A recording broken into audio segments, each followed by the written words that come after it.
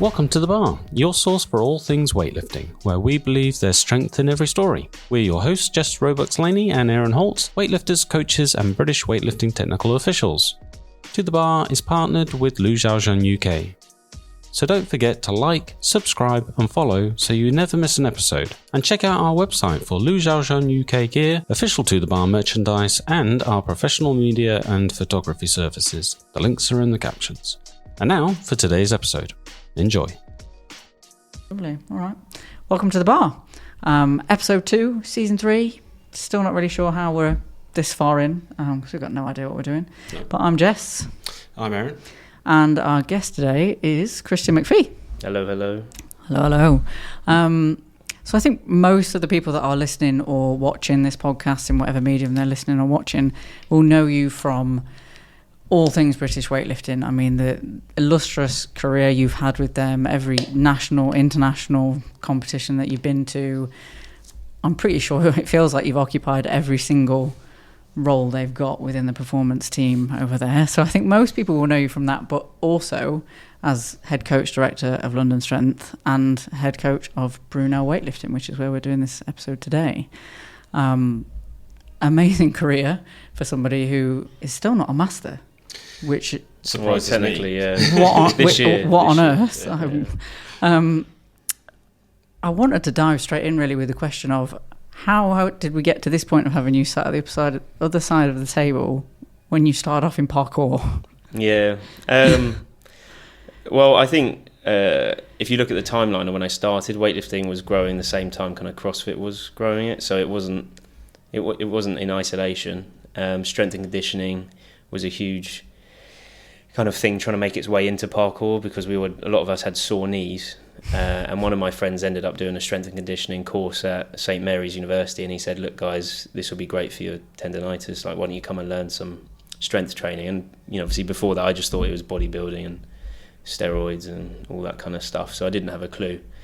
And again, that's a testament to how poor the access to gyms was back then, and free weights wasn't possible. So St Mary's University used to let in under 18s under supervision, so I had to go supervised by my friends. But I think my first session I back squat 110. I didn't even know what the exercise was. I've got it on video somewhere as well. DV camera. I love it. Yeah. I love it. Because parkour people, that's what we used to do. And then after that, I think I ended up doing up to maybe 120 5x5, and then I did a ski season, so I didn't do any training. My knees were already hurt enough from skiing. And then when I came back, they said, look, Olympic weightlifting can get your jump even bigger. But I came back from skiing, I could still do 120 for like sets of 5 or something. My friend had trained. You're in a pair of Vans as well. Yeah, I was, yeah. No, K-Swiss, I think. But my friend was doing weightlifting the whole time and his squat hadn't moved. But he'd snatched like 115, like Bobby. He's a really good parkour guy if you want to check him out. Overhuman, I think his name is on Instagram. But he's really good at like building and climbing stuff now. But he's one of the most talented guys I've ever come across. So most of the stuff I did in my life, like climbing, parkour, weightlifting, all came through Bobby. He lives in Putney and he works out of physical culture as well, I think. So that's a historical gym. Yeah, I've got a friend that goes there. Super cool, yeah. Weird, but it was cool. And so we kind of got taught properly at the beginning, I would say, which is not always the case.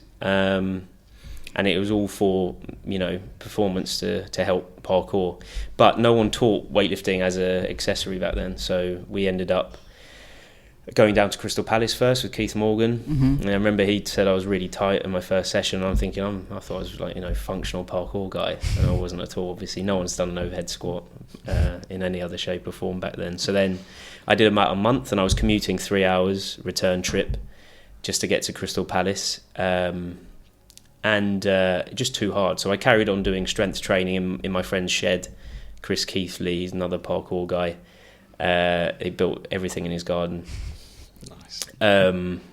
And so we trained there. We used to do glute hand raises in the door frame as well, because he had pull-up bars at 3 different levels, so you could kind of do muscle ups and rings in the ceiling. And it was just his nan's bungalow he ended up buying. So I love it. It was really raw back then.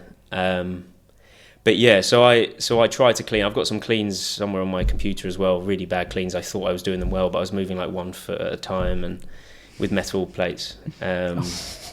But But yeah, so then I went to watch Bobby at a London South East competition, which used to be the biggest competitions back in the day. You know, really only Crystal Palace, Woking used to host the most common competitions back then in the South. And then I sat next to a dad, and the dad said, you know, what are you here for? I said, I'm here to watch my friend. And he goes, my son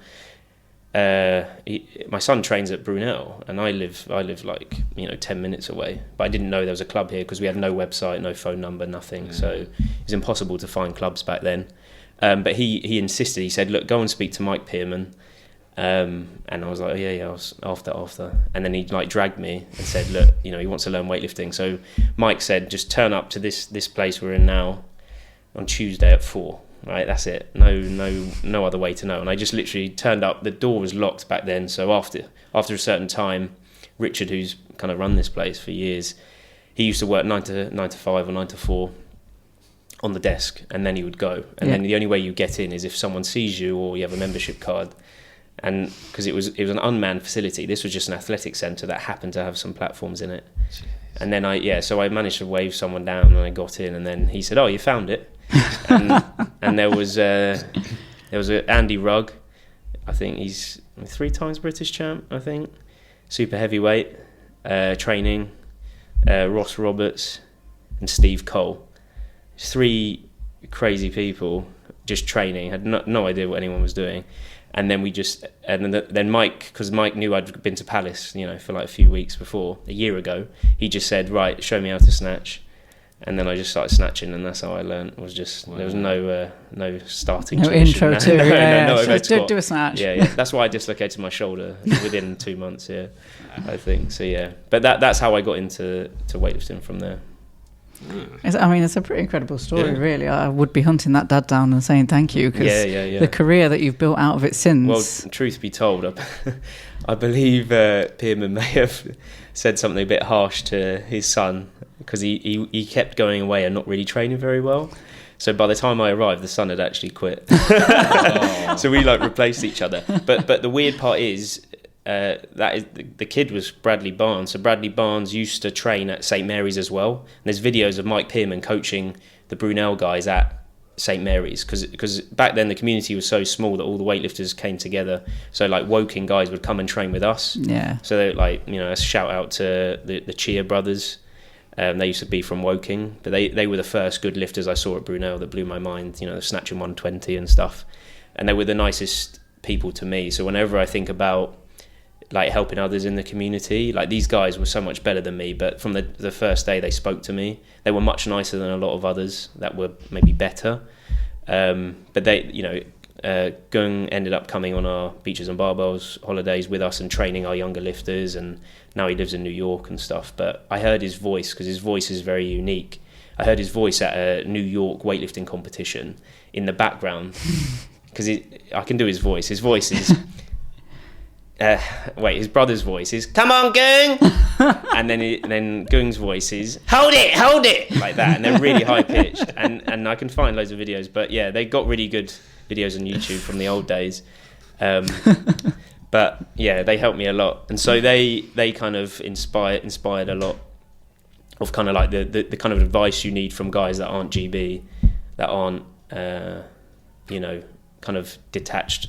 They know what training around a full-time job is. They worked in London and stuff, and I think that's kind of where most of my knowledge is kind of taken from, those kind of people, because that's the culture we live in. And I think, you know, you turn up and you speak to Carlos. You know, there's a story of one guy went up to Ilya Ilin when Ilya turned up to Bucks. Mm-hmm. Weirdest story on the planet. But he was studying English in London. He turns up at Bucks and everyone starts getting photos. This is before he banned, so no one feels bad. He signed a shirt as well. I've got an Ilya shirt from Hook Grip with his signature somewhere. Nice. Didn't know whether to burn it after he got suspended.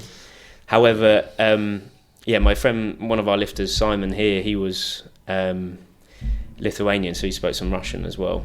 So he went up to him and said, "Look, I've just started weightlifting. What's your advice for a beginner to get better?" And Ilya's advice was, you need to squat 3 times a day. Jeez. Okay. It's like the most inappropriate knowledge of the UK. Like, no one trains like that. Even in your elite, you don't do 3 times a day. Yeah, so that was the advice. So those kind of advice, not useful. But I'm getting sidetracked on those stories. So we were talking about They're good stories though, because it's my story was, how did you get here? Yeah, and this is it, isn't it? Yeah. It's people in the community that took you in. Exactly. Yeah. Yeah. So when we were in this building, I think it was we were surrounded by elite athletes, but the weightlifting club, we were a hodgepodge of random people. Obviously Mike Pearman, 3-time Olympian, 3 times to the Olympics as a coach as well, gave up his time, never charged us a penny, was here twice a week, every week, and coached us every competition we ever could be in. And that's the kind of spirit of, for me, the spirit of weightlifting that it was. People like George Manners, these people gave everything to the sport. And yes, okay, I think if you look at the mistakes made, not necessarily by Pearman, but maybe the organisation of old, where we didn't quite create a sustainable foundation from the many times we've had good periods of funding. Like, where's our national centre? Where's our training base? I think when I started, I was at on the national talent squad, and we had loads of funding from London 2012 to kind of be up there in Leeds, where they rented a room for the Olympic team to train in, and we just couldn't have any sustainability from that. I mean, I think, like, yes, okay, someone bought kit, but if there's not a platform or a roof over your head to train full time, it's the minute those Olympics finished, like Jack Oliver, that was still up there, they could only train once a day for like an hour and a half or something, and so they would end up training in their garage or go into random gyms. And I think that's where we've continuously had this cycle of funding. So when I joined, I had a really good wave of a belief that this sport was sustainable and this sport was professional and this sport did have a future because of the London 2012 funding we'd had. And I think that's where, after we had 2014 as well, that was loads of kind of professionalism towards a home games. I know the kit kind of ended up being more distributed towards Scotland rugby stuff. I think they ended up buying a lot of the kit. But London 2012, we had loads of plates from London 2012. Keith Morgan distributed loads across the southeast, London southeast clubs. So we felt like there was this kind of, wow, this could be good. And I know our performances weren't great in 2012, but it's noticeable that the amount of medals we won at Gold Coast, that most of them are all athletes that were training fairly professionally through 2012 and 2014. And it's a delayed effect, but you look eight years on from that, you see what Gareth Evans performed, what state kind of Sarah Davies was in. Even the story that Emily Campbell, like Yusuf Zhu was our S&C coach on the talent squad at Leeds Met, and she was doing S&C with Yusuf Zhu, and Yusuf Zhu was kind of shadowing Tamas Fahir, who was our national coach from Hungary at the time over here. So you've got this weird kind of synchronicity of the right things at the right time, where she's ended up going to an S&C coach who's tied in really well with weightlifting, and her home is Nottingham way, where you've got Cyril and Dave at Atlas. So without Yusuf Zhu having enough funding to pay for an S&C coach to be at Leeds, like Emily might not have existed. I might have not even thought it was a real sport if 2012 hadn't happened. And I think it's noticeable in countries like Germany, where they haven't had a multi-sport event, that despite them having the talent, they haven't had the boom we've had, at least from a facility perspective or the kit in the national team. Like, a lot of the German stuff is old school. We went in their national centre and they've got what's that brand that they make, Schnell. They got machines from Schnell, and he said the machine's from like 1982 or something, and it still works perfectly, whereas all our stuff is generally pretty new. People look at our London 2012 and I think it's new stuff, because when I went to Palace we'd have plates from 1992 still go. I think they still have them, don't they? Probably. So I think that's the blessing our sports had, is the multi-sport events like Commonwealth Games and the Olympics has really helped us move forward in a time where, if you look at anything before 2012, like, there was almost nothing in our sport. There was very few clubs, and it was very small, and there were pros and cons to that, obviously, but I think that's where you couldn't guess we were going to go in this direction in 2008 or something like that. You've got to, if you want elite athletes and create this elite sport, then you need to invest, right? Yes. And without I think that 2012 would be far cry from where we are now. For for sure. Yeah. I know. I went and watched. Did you watch the? You get to watch weightlifting? No, what did I get? Table tennis and something else really random. Can't remember what it was now. I saw the 62s, I think. Really? And I saw it was one of the North Korean guys break the world record. Nice. And when we were walking around, Liu Xiaojun's coach was there, and like Mete Bine, which was a Turkish guy. I think he was European champion or something. So we were like awestruck because, I think the YouTube really helped us kind of connect back to the last few years in a sport that never really recorded. Frank Rothwell's videos on YouTube that recorded all of that. We'd watch every world championship, And when I started, I thought 77 snatching 170 was normal because Simon Martirosyan from Armenia did it, Taner Sagir from Turkey did it, and then you had obviously all the Chinese like Su Daijin as well. Su Daijin was rubbish because he only did 165. And there were the 2011 championships in Paris. That's kind of literally when I started. There was where three of them tried the world record clean and jerk. Seo Jae-hook, I think from Korea, tried it twice, and I was like, 211's basic. Like we can all get there. Like Clarence Kennedy was on YouTube at the time as well. So our squats were quite similar when I started, and then he kind of boomed up obviously. But I was like, okay, just squat more and I'll get better at weightlifting, which definitely didn't work. So, yeah, it was a really interesting start for sure. It's a nice time to come up, innocent time for sure. Yeah.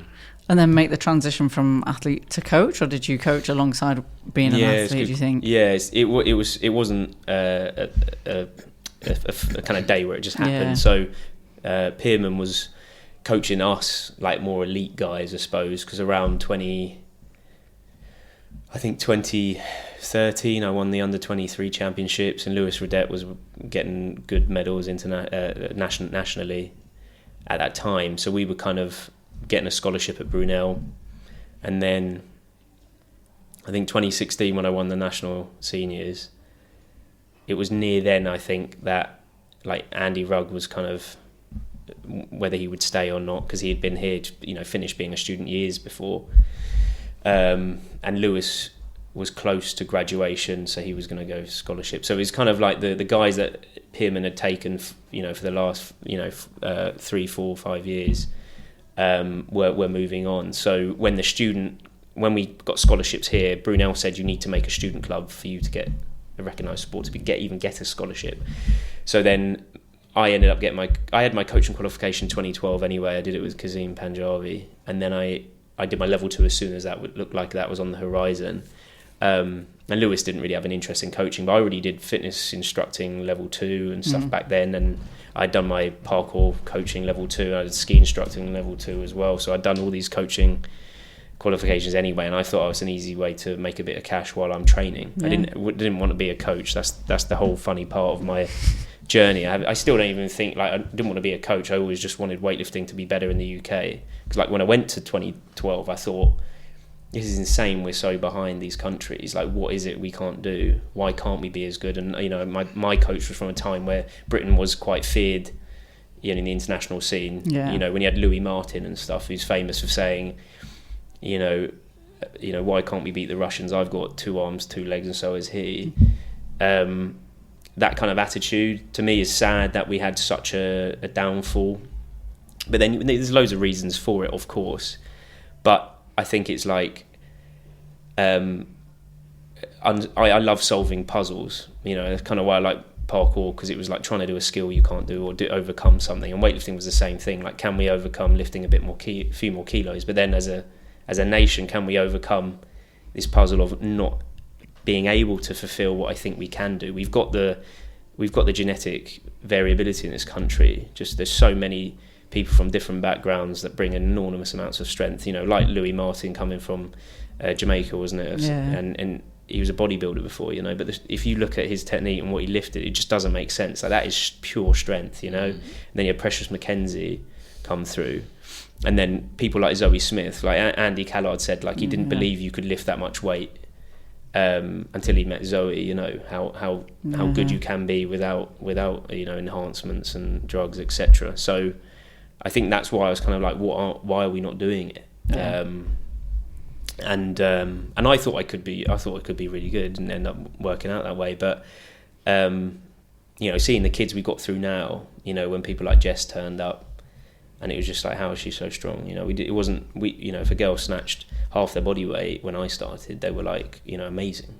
If you look at what Emily Muscat went to the Commonwealth Games lifting in 2010, I won't embarrass her, but we've got probably 12-year-olds doing those weights now. You can't, the standard that the girls are now, let alone the boys we've got coming through as well.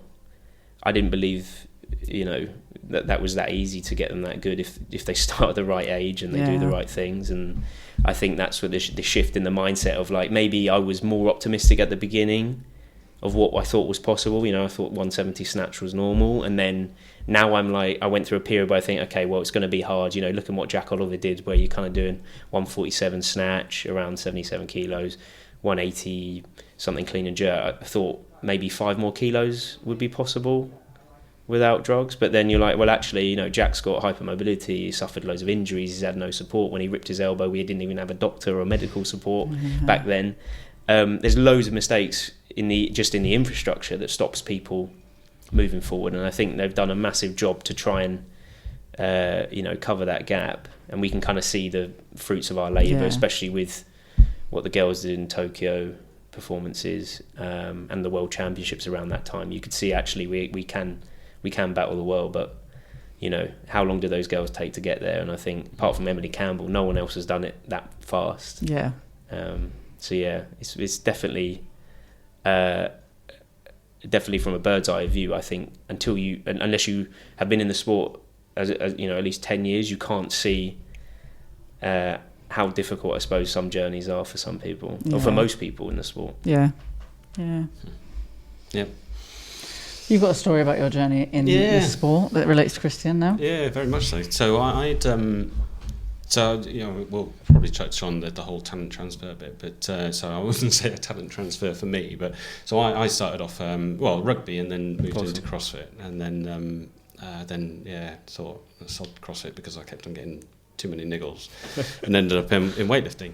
But one of my first competitions, I sort of got thrown in at the deep end thanks to my coach, was one of the British Masters, and it was at Derby or Coventry, I can't remember where.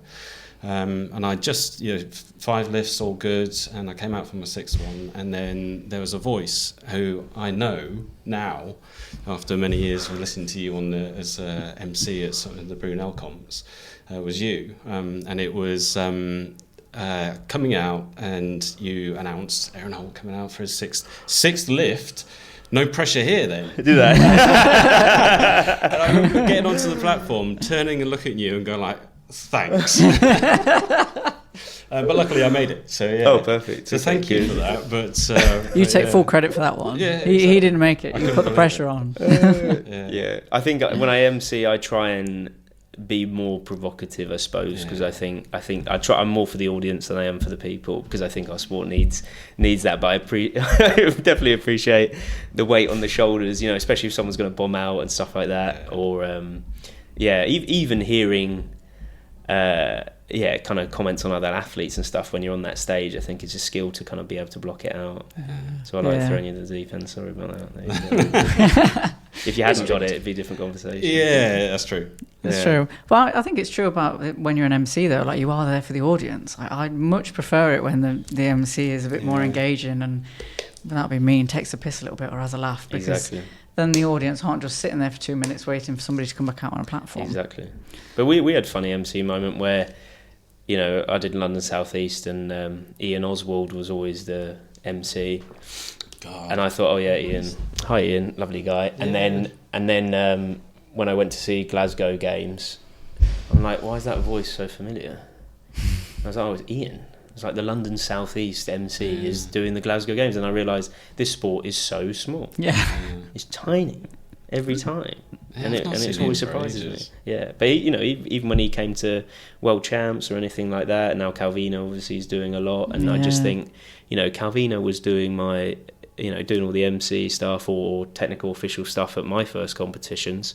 My first competition, it's on YouTube as well, on Bobby's channel actually. I caught the clean, like 122 or 118 or something on my neck, and I kind of gobbed as I coughed on after the clean, and then jerked it, and then you can see it on the video.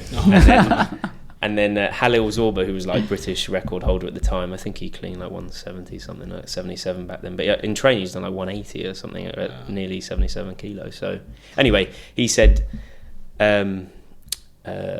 like, Mike, where did you get this guy? He's strong. And then he hands me a tissue and he goes, but clean up your spit. I did. I was going to ask about, because you've said several times when you've been, what can we do in between the gaps? Bring on some break dancers and stuff like that. How do you think that the competitions are run these days? I mean, because we've been very fortunate in the past 3 or 4 years. We've had mixing it with Strength in Depth and Fit Fest and stuff like that, and that seems to have been a different. We've had a lot more footfall in front of the platforms.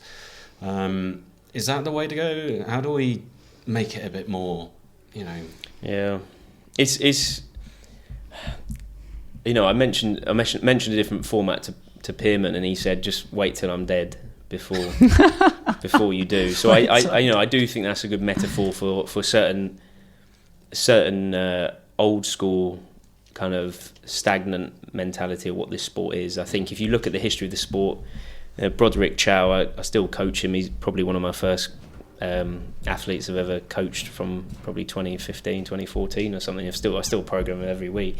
He did a whole study. He's the head of theatre, I think, at London Theatre School. Sorry, Broderick, if that's wrong.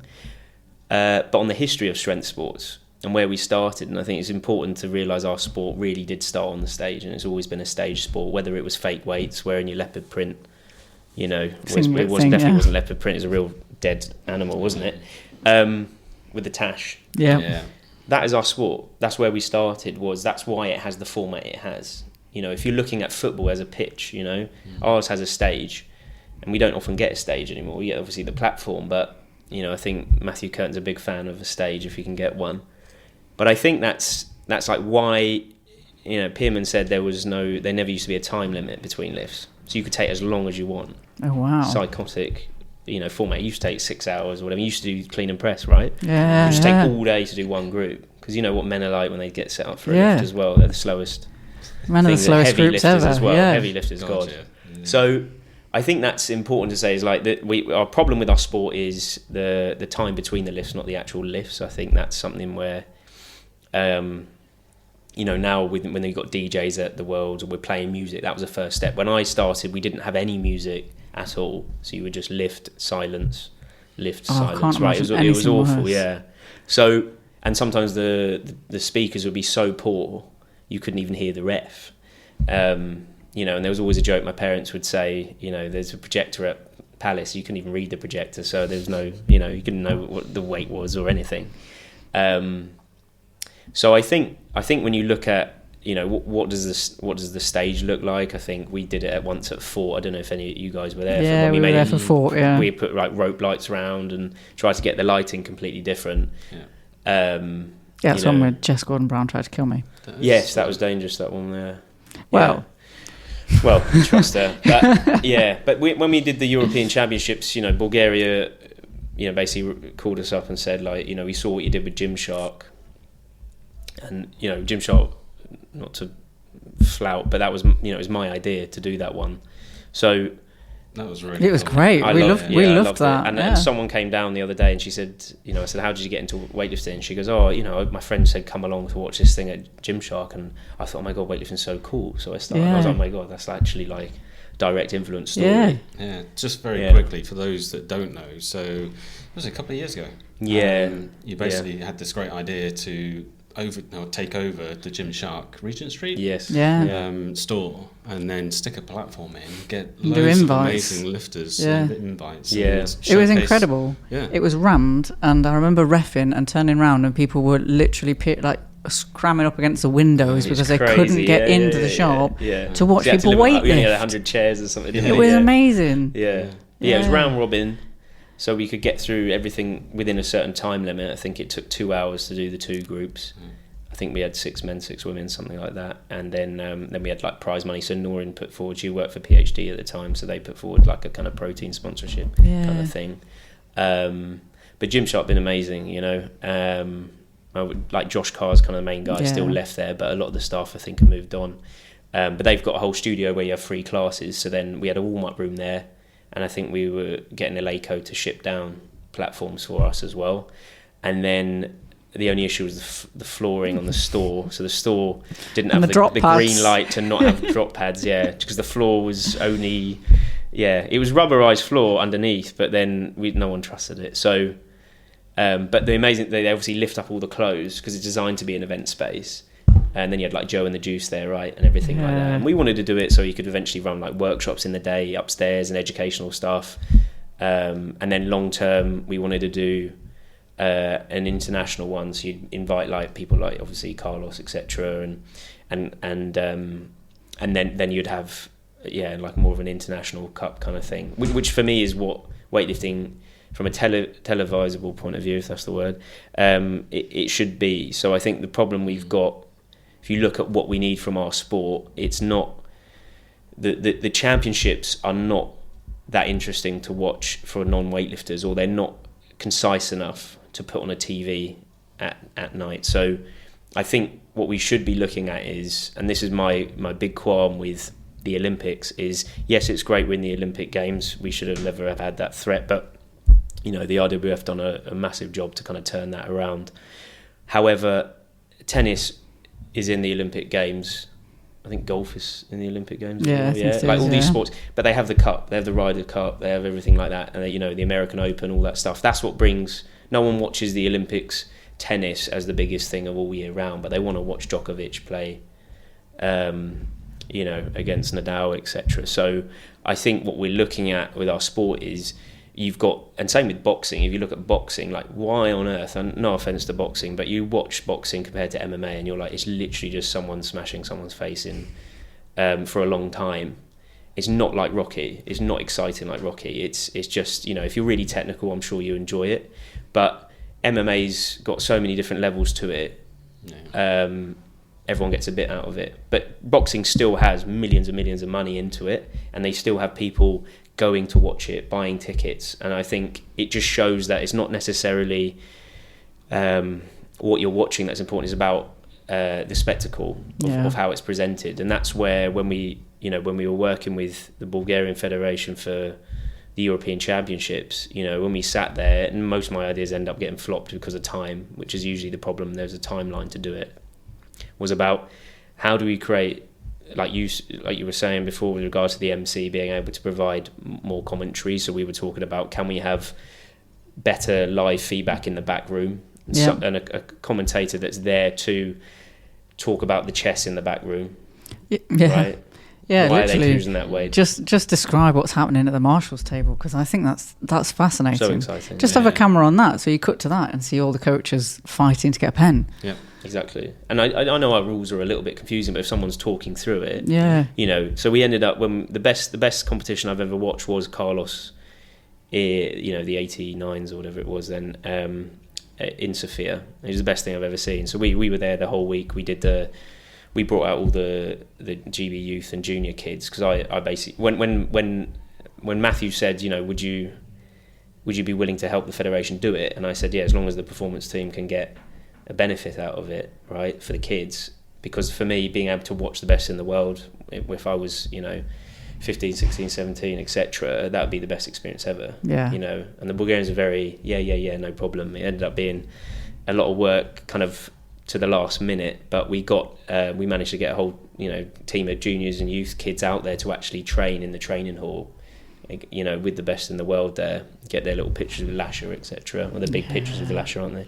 But that to me was that. So they had to leave early, but we ended up staying for the Carlos, and the whole week it was kind of dead audience, no one really watching it. And even Bulgaria, you know, you think they've got more fans than most. And when their Božidar Andreev, he was on, that was pretty busy. Yeah. And then my girlfriend at the time, she got like a spider bite or something, and she said, look, you know, I think we need to go to hospital. I said, look, we'll go after Carlos. It's always after Carlos. Looking back as red flag. Anyway, But yeah, so we strolled up like 5 minutes before thinking it's going to be fine, but I literally turned up to the stadium and it was heaving. The car park was full. We parked on the pavement. We went in and the hum, and everyone had the horns and the flags were out, and it's exactly like the early 2000 fans that you saw in like Athens and stuff when Pyrrhos was on. It was packed out. Wow. We had to climb up the mountain to the back to get seats. But the hum was the best experience I've ever had in my life. Nothing like the 2012 was pretty good. Paris I thought was mediocre because it just didn't have the depth that 2012. The XL Arena was huge, way bigger than what Paris put us in. But the amphitheatre side of the Sophia Arena, oh my God! And when they called Carlos's name, it was just insane. Like everyone was wild. They did in Paris, chills didn't they? everywhere. Yeah. So that's the kind of feeling you want when you watch weightlifting, and you can do that if you adjust the space for the audience you've got. And I think that's the missing piece that our sport has. So the reason I was talking about Carlos was when they called his name, because there's no one actually having a clue on the marshals table, the commentator goes, first attempt for Carlos. Carlos put in 160 open or something. So he's not coming out on that. He's not. So they kept calling him, and then the whole crowd goes crazy. But it's nice to have the vibe, but it wasn't Carlos, and we knew it wasn't going to be Carlos, but the audience doesn't know about the chess piece either. So then that kind of ruins the flow of the sport on that kind of hype. So you don't even know if he's actually coming up, and by the time he's coming out, I was like, is he coming? Is he not? Yeah. And I think that's a shambles, So that stuff needs to be adjusted and can be adjusted if you've got the right personnel in it. But the problem is you've got media companies that are helping do the AV stuff, that have staff to do quite a lot of technical stuff we don't, but you don't have very professional backstage commentators or anything. The best person you've got is your MC on the desk, and they're doing the best they can from a seated position. I don't blame them. So those are problems. But what I wanted to have was like you have these kind of crazy ideas we're throwing out there, but like in Manchester United, Old Trafford, they have a decline ramp as they pick players come out. That's a famous thing that the manager thought if they kind of jog out to the pitch, it makes them feel like they got energy, and it gives energy to the pitch. At least that's what we were told on the Old Trafford tour. But I thought, what if you had behind the backing, directly behind the platform, you had a door that lifts up or opens so that the lifter comes directly out in front of the platform and shuts, and they can walk straight back. And the idea is that when the doors open, you can see the lifter directly behind that platform, ready to go out, rather than hidden in a corridor. Yeah, a bit more dramatic with no vibe. Yeah. And then you would raise the coach's position. So rather than have the coaches down to the stage, you'd have another stage for the coaches to stand there. So then their emotions, which I think add a lot to a lift, are then present directly in that, and respecting what both of them bring to it. Or having like a pulsating corridor that and they kind of did a bit of that in Armenia, which was fantastic what they did there. But yeah, those kind of weird things of like, they make a big difference. But my biggest request was that the audience are closer to the action. And I think what we've got still is a problem with, if you're going to go see weightlifting in person, not of BWL events, we get as close as we can kind of get, right? We're not that far off the referees in the front, and in international you have maybe you have the refs pretty close, and then you have maybe 5 to 8 meters back you have like a jury desk, and then 5 to 8 meters back you've got like media or VIP, and then 5 to 10 meters back you've got audience or a fence for the audience. So when we went to say Moldova for Europeans, there's not many fans in Moldova. It's a small country. They got a great weightlifting team for sure. The population is probably one of the best in the world there. But I think if there's only going to be 30 people in the audience, then you need to bring the audience to the platform, because that helps that lift to have that atmosphere. Yeah. And that's what my annoyance is, that you can create in a very small space. Why are we not a circular sport? Yeah. And no one really answers that question. I don't think it's in the rules at all. Why can't we have tiered seating all the way around a platform, and the audience sits above you? So there's health and safety. The bar can't go that high. But why is the audience so far away? And if you look at, we were talking about b-boying a bit before we came on, is like, in breaking you have, despite them getting ransacked at the Olympics, but if you actually look at, say, Red Bull events, I've been to like Red Bull BC1, the kind of qualifiers in London, there's maybe only about 100 of us there. but we're right around the action, Yeah. and the pit's there, so they lift on top of a stage that's raised, and we look up. And I'm not sort of thinking safer in weightlifting. You look down, don't want to get killed by the bar, Jess. Not you, Jess, the other Jess. But I think that's the question we all have to ask ourselves: is if we know the audience is only 30 people, when you watch MMA, when you watch boxing, the atmosphere is electric, even though there might not be that many people there. Yeah, I think you're right with this idea of the commentary, because I always think that we could do a much better job if we talked more about like rivalries, or even just the history or the background of the lifters. Like the fact that Carlos stayed in his own accommodation at the Olympics. There's so much you could do with that time or with that space. And if you were to have a camera on the marshal's desk and have somebody who knew what they were talking about to just say, yeah, look, there's a real lift off going off here, and somebody's just stolen a clock. Like when somebody steals somebody's clock, as a TO, I'm like, oh, you dick. Yeah, it's rough. Yeah, it's rough. But it's also great because that's what competition is, and that's the coach being clever.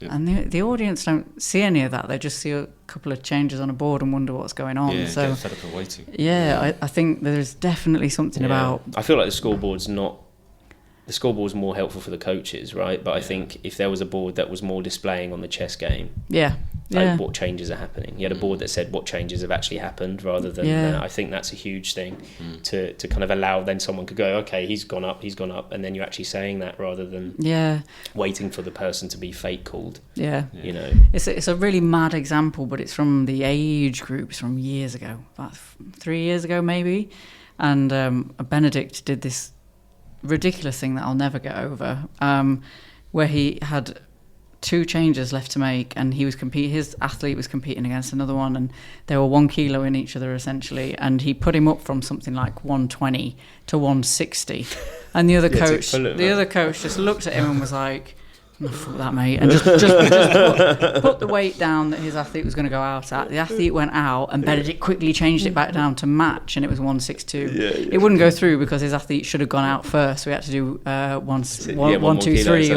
or whatever, but his athlete went out and made the lift, and all he'd done is psych out the other coach by whacking on 40 kilos. Never had any intention of sending the kid out to do the 40 kilos, but you could see the coach go, I can't compete with that. So and that to me has stuck with me for ages as a something that I don't think I'll ever see again, but would have been so interesting for the spectators, because they would have seen it go up to 160 and then seeing it drop back down and not really understood it's a story. Why, or the fact that those two were battling it out for first place.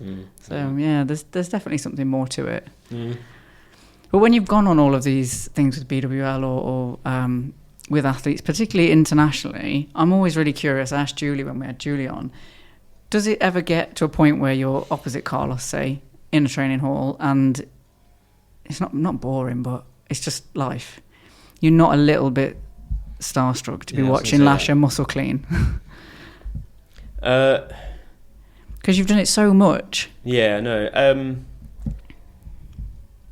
I think the best thing about our sport is that the best athletes out there generally are really nice and humble, because the sport requires you to have some humility towards what you're doing. And we have a lot of joke with the athletes in here that kind of fake their, try and look cool all the time and think they're really fast. Or that they just jog a few times on the track.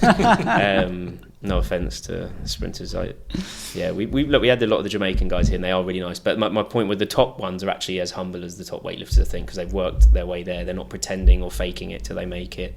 And there's ones with the attitude sometimes, usually that kind of subpar. Yeah, think they deserve it kind of thing, but they've never had their break. And weightlifting, like, no matter what level you're at, if you're at world champs, you've worked your bum off to get there. And I think that's where our sport, that's why I love our sport, because I think in a world where everything's about, faking it, and influencers that trying to look strong and they're pathetic, and everyone's cutting corners to try and get over wherever they can in life. At weightlifting, you can't really cut corners. You can't be given it. Without obviously getting banned or something. So no cheat codes, exactly. And it's the numbers on that lift. And I think that's where almost everyone you meet at all levels seem to be the nicest person you've ever met. And it might not be the case behind closed doors, you never know. But publicly, I've never met anyone internationally that I'm a big fan of that hasn't been the nicest person I've met. And I think that's more of the surprise than anything in terms of starstruck. feelings. But the first international I did was the World Juniors in Greece, and that Pyrrhos Dimas was running that, so he was there every day talking, helping us out, and obviously to meet Pyrrhos was a big thing.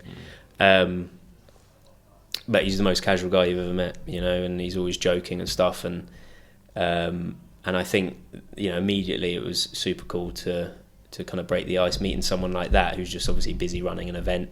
And then you start realising these guys are pretty human. This sport's pretty small. If our best ever, one of the best ever, 3 goals at the Olympic Games, and a bronze is just running an international championships. You haven't got someone else doing it for you. You think, wow, he's doing the work. This is small. And then, like, my favourite story from that trip, I've never really told this one. I only told it to a few people, and I don't think it's that significant, but I love it. Is that I think when we first arrived, Dimas wasn't there. It was really late, and we had COVID, so we had to get shuffled off to COVID testing and everything like that. And so we just went to bed, woke up in the morning. It's a fantastic hotel in Crete. It was all inclusive for everyone, just non-alcoholic drinks. Alcoholic drinks not allowed, but the guests there, that this was a fantastic holiday for people, because they had 3, 4, 5 pools, 4 or 5 different restaurants, and the senior team at the time, because obviously when we're dealing with the youth and juniors at the time, they were like, oh, I'm very jealous, because you end up, sometimes you get the short straw on internationals. So I come downstairs a bit deranged, and then they've got like a Turkish, it's Greek coffee, sorry. Greek coffee maker, so it's because we're in Greece, and it's the hot sand with the bricky, they call it bricky. So you put if anyone doesn't know what Turkish coffee is, it's more fine ground coffee. You mix it, and then you just wait for it to bubble.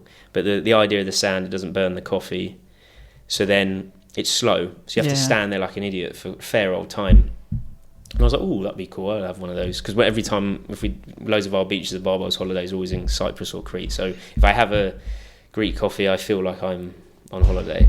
So I like having it. Anyway, we actually are on holiday there, and we're working. But anyway, I walked past and I'm like, is that Dimas? And I'm like looking at this guy, and I'm like, he looks like Dimas, but he looks not like Dimas all at the same time. And I'm standing there, and I'm looking at him, and then he starts looking at me, and I'm like holding on for too long. I'm like, is it Dimas? Is it Dimas? And then I go, no, it's not Dimas. It's not Dimas. So I walk away, and then it's his bloody brother, Odysseus Dimas. Yeah. And they're like slight doppelgangers. If you're a bit drunk, you'd probably think they're the same person. But I find it so funny that he's sitting there making his Greek coffee, and that you can see the blood of Dimas in him. So that was a cool start to the kind of thing. But the same day, I think I met Kaki Kakashvili when he was head of the Georgian, and I went and shook his hand. His hands are like bear clubs, and I was like, wow, like obviously to meet those, because they're legit, champions. A junior, someone winning a world junior at that time, you don't know how much prestige they're going to have going forward. But the Italians had brought their whole senior team with them as well to train with the juniors, so that was usually awestruck seeing them. And that's the first time I spoke to the Italians, because I went and visited the Italian centre. But I found it difficult because and this is, I think, a problem we have across whole British weightlifting and probably in other countries, is humility to learn off other people and learn off other nations seems quite alien. Because every sport I've done has always taken a conversation to learn stuff. And I've always wanted to find out what the best are doing. So when I started lifting, I would just, speak to Jack Oliver. I was like, he's the best male in the UK. How do you train? And I would speak to him all the time. And his advice was, I said, what do you eat? What's your diet like? And he said, well, after every training session, I go get a McFlurry from McDonald's. Peak nutrition. And I hadn't eaten McDonald's back then, because I was like super healthy guy for maybe like 20 years or so, I don't know, 15 years at that point. So the only thing I ate was McFlurries from McDonald's because of Jack Oliver, And there's a story with Europa that someone also did the same thing at a gym, where someone said, how do you squat so much? And he said, I eat Snickers every day.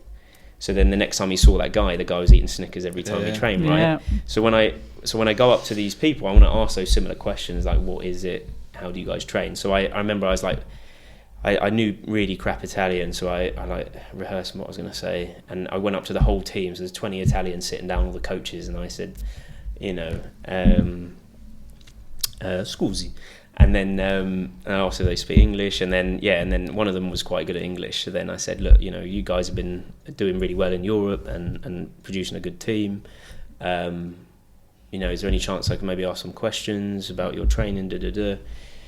And it would be great if, would I be able to visit your training centre as well? And they were like, yeah, of course. So I took their secretary's number, and then linked up, and then I went out there a few times, and you just give them a call and they get you in the Olympic Centre. So it was super cool to be able to spend that whole time with them, see it and speak to them. And Pietro was the best guy helping me, and Matteo, those two, obviously shout out to Corbu as well for helping, but he's the main coach, very busy. But Pietro and Matteo had the best English, because my Italian's not doing anything. But the best part about visiting that centre was it's a real kind of dodgy train station to get you there out of Rome. And when I was leaving, this car pulls up and this woman's like, says something in Italian. I was like, English? And she goes, you want sex? No, weightlifting. Barbell. And I was very English. I said, no, thank you. No, thank you. Not today. That is the best way to get CPD as a coach, though, is just to learn off other people. I mean, not all of us are going to get the opportunity to go over to Italy, but we've got so many coaches in the UK that we could be sharing amongst each other and sort of shadowing one. Before we started this, you were talking about people coming and shadowing you here, and I think that's a really good ethos to have as a coach, is that you're not too big to learn off somebody else. You're not too. It's not too much to ask somebody else. Actually, how do you do this? How would you program for that, or how would you approach this? It's the silos for me. So, and this is my biggest advice to all coaches, is that probably having a slightly isolated system with one coach might make you a better athlete, because you're not flipping from pillar to post on different ideas, assuming your coach is good. But I think the biggest mistake any coach can make is only learning from one coach. And you see it again and again in clubs where they just have one person they learn from, and then they echo exactly how that coach coaches, and I think that's insane, because it's same cues when you can hear it in competition. Can't you? I mean, my guys are bad for it, they copy my voice as well, but it is exactly that. And I think my coach said, so Pierman said, go wherever you need to go to get better. That's what he said, and I think that rings true with everybody, even my guys. Like, I hopefully I'm the best guy they can be for them, but I'm not going to be the best guy for everybody. And it's the same with coaching. So the trick I did, that unintentional, was when I was studying law, I was sitting in the class like not long before I finished, and I thought, wouldn't it be amazing if you could go and train with a week with the best lifters in the country and the world and learn from them, and then in return that lifter could get like a training holiday as well, training camp in return. So that's why we started Beaches and Barbells back then. And so because I did that, I shadowed so many athletes and coaches around the UK. Like, we were doing UK workshops as well, so I got to learn of everybody. Right, and no one else has been able to do that in the UK. And because of Pierman as well, like the older guys, always generally nice to me, So Keith Morgan, the first time, said well done the other day as well. So that's taken 15 years of work to means get a lot there. though. Yeah, it means a lot. Yeah, means a lot. Probably means more than anything. But but I think that's where they know that I love the sport, and they know I'm learning from those guys. So then they're okay. All right, we'll give this guy a shot. And I posted the other day on at least on my close friends, I found a handwritten letter from John Lear, who was our national coach for God knows how long, 40 years or something, maybe longer.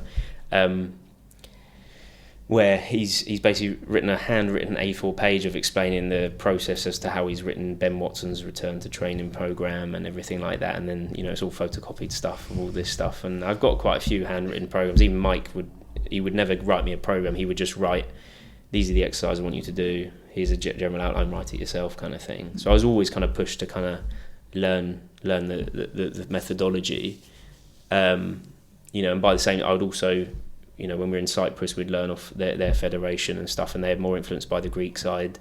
We spent loads of time with Mem way back, and no one really, to be frank, no one actually cared how good Mem was back in the day. They knew he was good.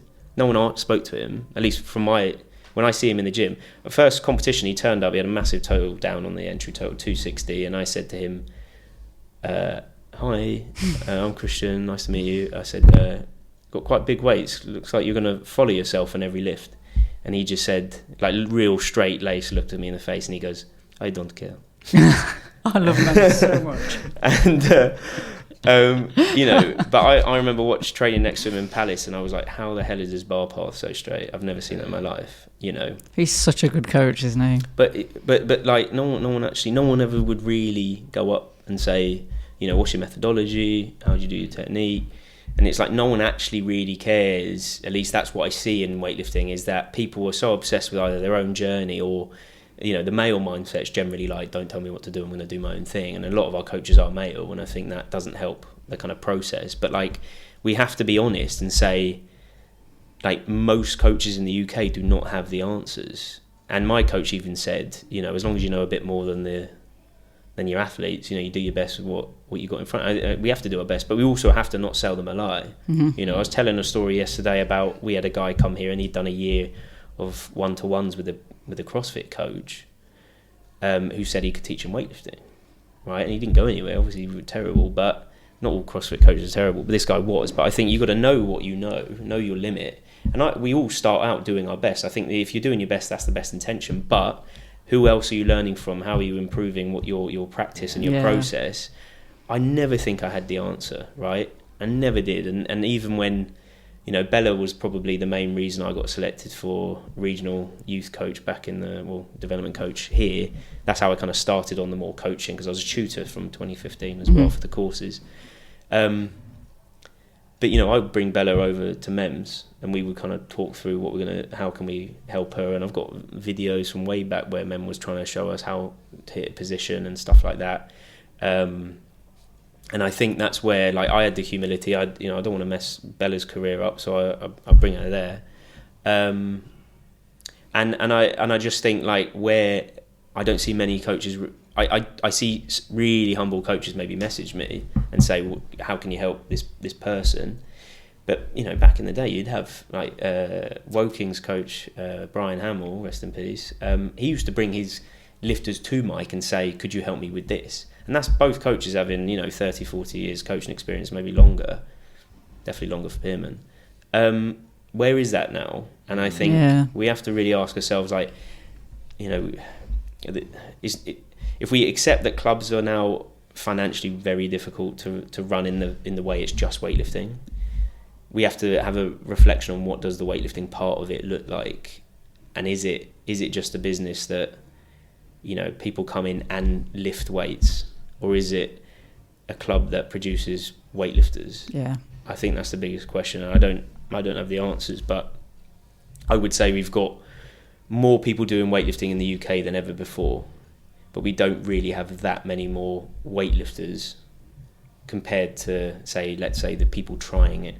Yeah, the percentage is very low, really. Even if you look at our competitions for the last 10 years, it's the standards improved to a degree, yes, and we've got the most amount of high level women I've ever seen in my life. But we haven't got loads of men compared to back then that are performing to national level standard. I don't think it's actually probably any more significant, right? But you go, like you say, you go to pure gyms, there are more people trying it. Yeah, but they're not feeding in. Yeah, I think it's interesting what you say, because a lot of coaches will say to their athletes, leave your ego at the door. And it might be a case of the coaches needing to leave. Because when you think about coaches asking other coaches for help, if I think about Mem, he would help anyone. Yeah. And he would gladly welcome any coach or any athlete into his gym with 2 minutes notice and help you.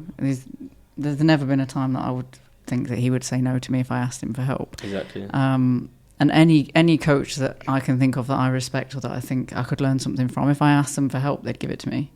So there is maybe something there about learning from what we ask of the athletes and how we apply it to coaching. I don't think it's sport specific. A great story I've got is exactly me and Georgina Williams, Masters athlete. She was doing that online World Masters. When Sean Brown was doing all the computer systems, and we needed a quiet gym, so we called up CrossFit Heathrow because we were training outside of there when Brunel was shut for COVID. and we did a competition in the morning because we thought 10 till 12, no one's in here, it's all shut, I've got the keys, cool. And then suddenly, while we're lifting, Sam Briggs turns up through the door. Sam Briggs, like multiple CrossFit world champion. I'm not a CrossFit like madman, but I'd love to know how the hell she's so good, right? Yeah. So we trained together a little bit. We went on the bikes together. I'm having a chat, asking about her training. And there's another CrossFit coach there, and he ignores her the whole time. Not once does he come up to her and say, oh, big fan, or like, you got any tips, or nothing. He does his coaching, pretends she's not there, and then leaves. This wealth of knowledge, ready. Madness to me. Yeah. And he's the same guy. The only question he asked me about weightlifting from the whole year we were there, he said, before a lifter lifts, do you know when they move their feet side to side before they grab the bar? What's that for? Oh God. Of all the questions. And I was like, how about let's talk about straight back, shall we?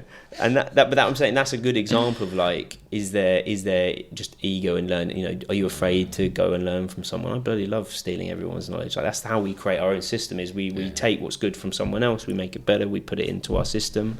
And I've always done that from the start. Loads of stuff from Callard, Keith Morgan, Pearman, Kazim, and obviously Mem. And then when we went abroad, I took as much as I can from there. So, I didn't get to spend much time with Cyril or anyone like that, but because of geography. But like Dave, obviously been a lot with him on world championships, etc. But even the same thing. I've had great time working with Amy on the youth stuff. Amy, Stuart Cruikshank, Natalie, Prishepa, Andy Griffiths, Luke Stotford, Sally. These guys all helped massively on our regional program, and we got to share a lot. And my biggest pet peeve is in person shadowing's the best and there ever has been to learn. And you can flog as many courses as you want, but I can't see people applying the knowledge on a textbook into, and it's clearly not happening because of the way that we're having either drop-offs or stagnations in performance. I really don't think, and this is probably my biggest pet peeve in our sport as to why we have such poor retention, is that a coach sells you a dream, or a club sells you a dream, or a business or a gym sells you a dream of what weightlifting can be, and then they don't put the checks and balances in place that stop you from either injuring yourself or stagnating, or losing sight or interest in the sport for whatever reason. And it's not always the gym's fault, but it naturally happens because it could be because of life, family, whatever.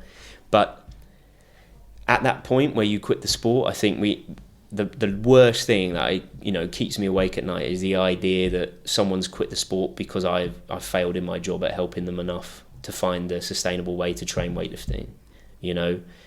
I don't care if you snatch, and this is another annoyance, is our sport isn't about lifting 200 kilos. It's not, but it is about challenging yourself to do a weight you couldn't do before, and overcoming a technical hurdle or overcoming a strength block and trying to move forward. That to me embodies what our sport actually is, because that is 99.9% of what we do. The 6 lifts on the platform are the smallest part. But I think when we look at these coaches, it's at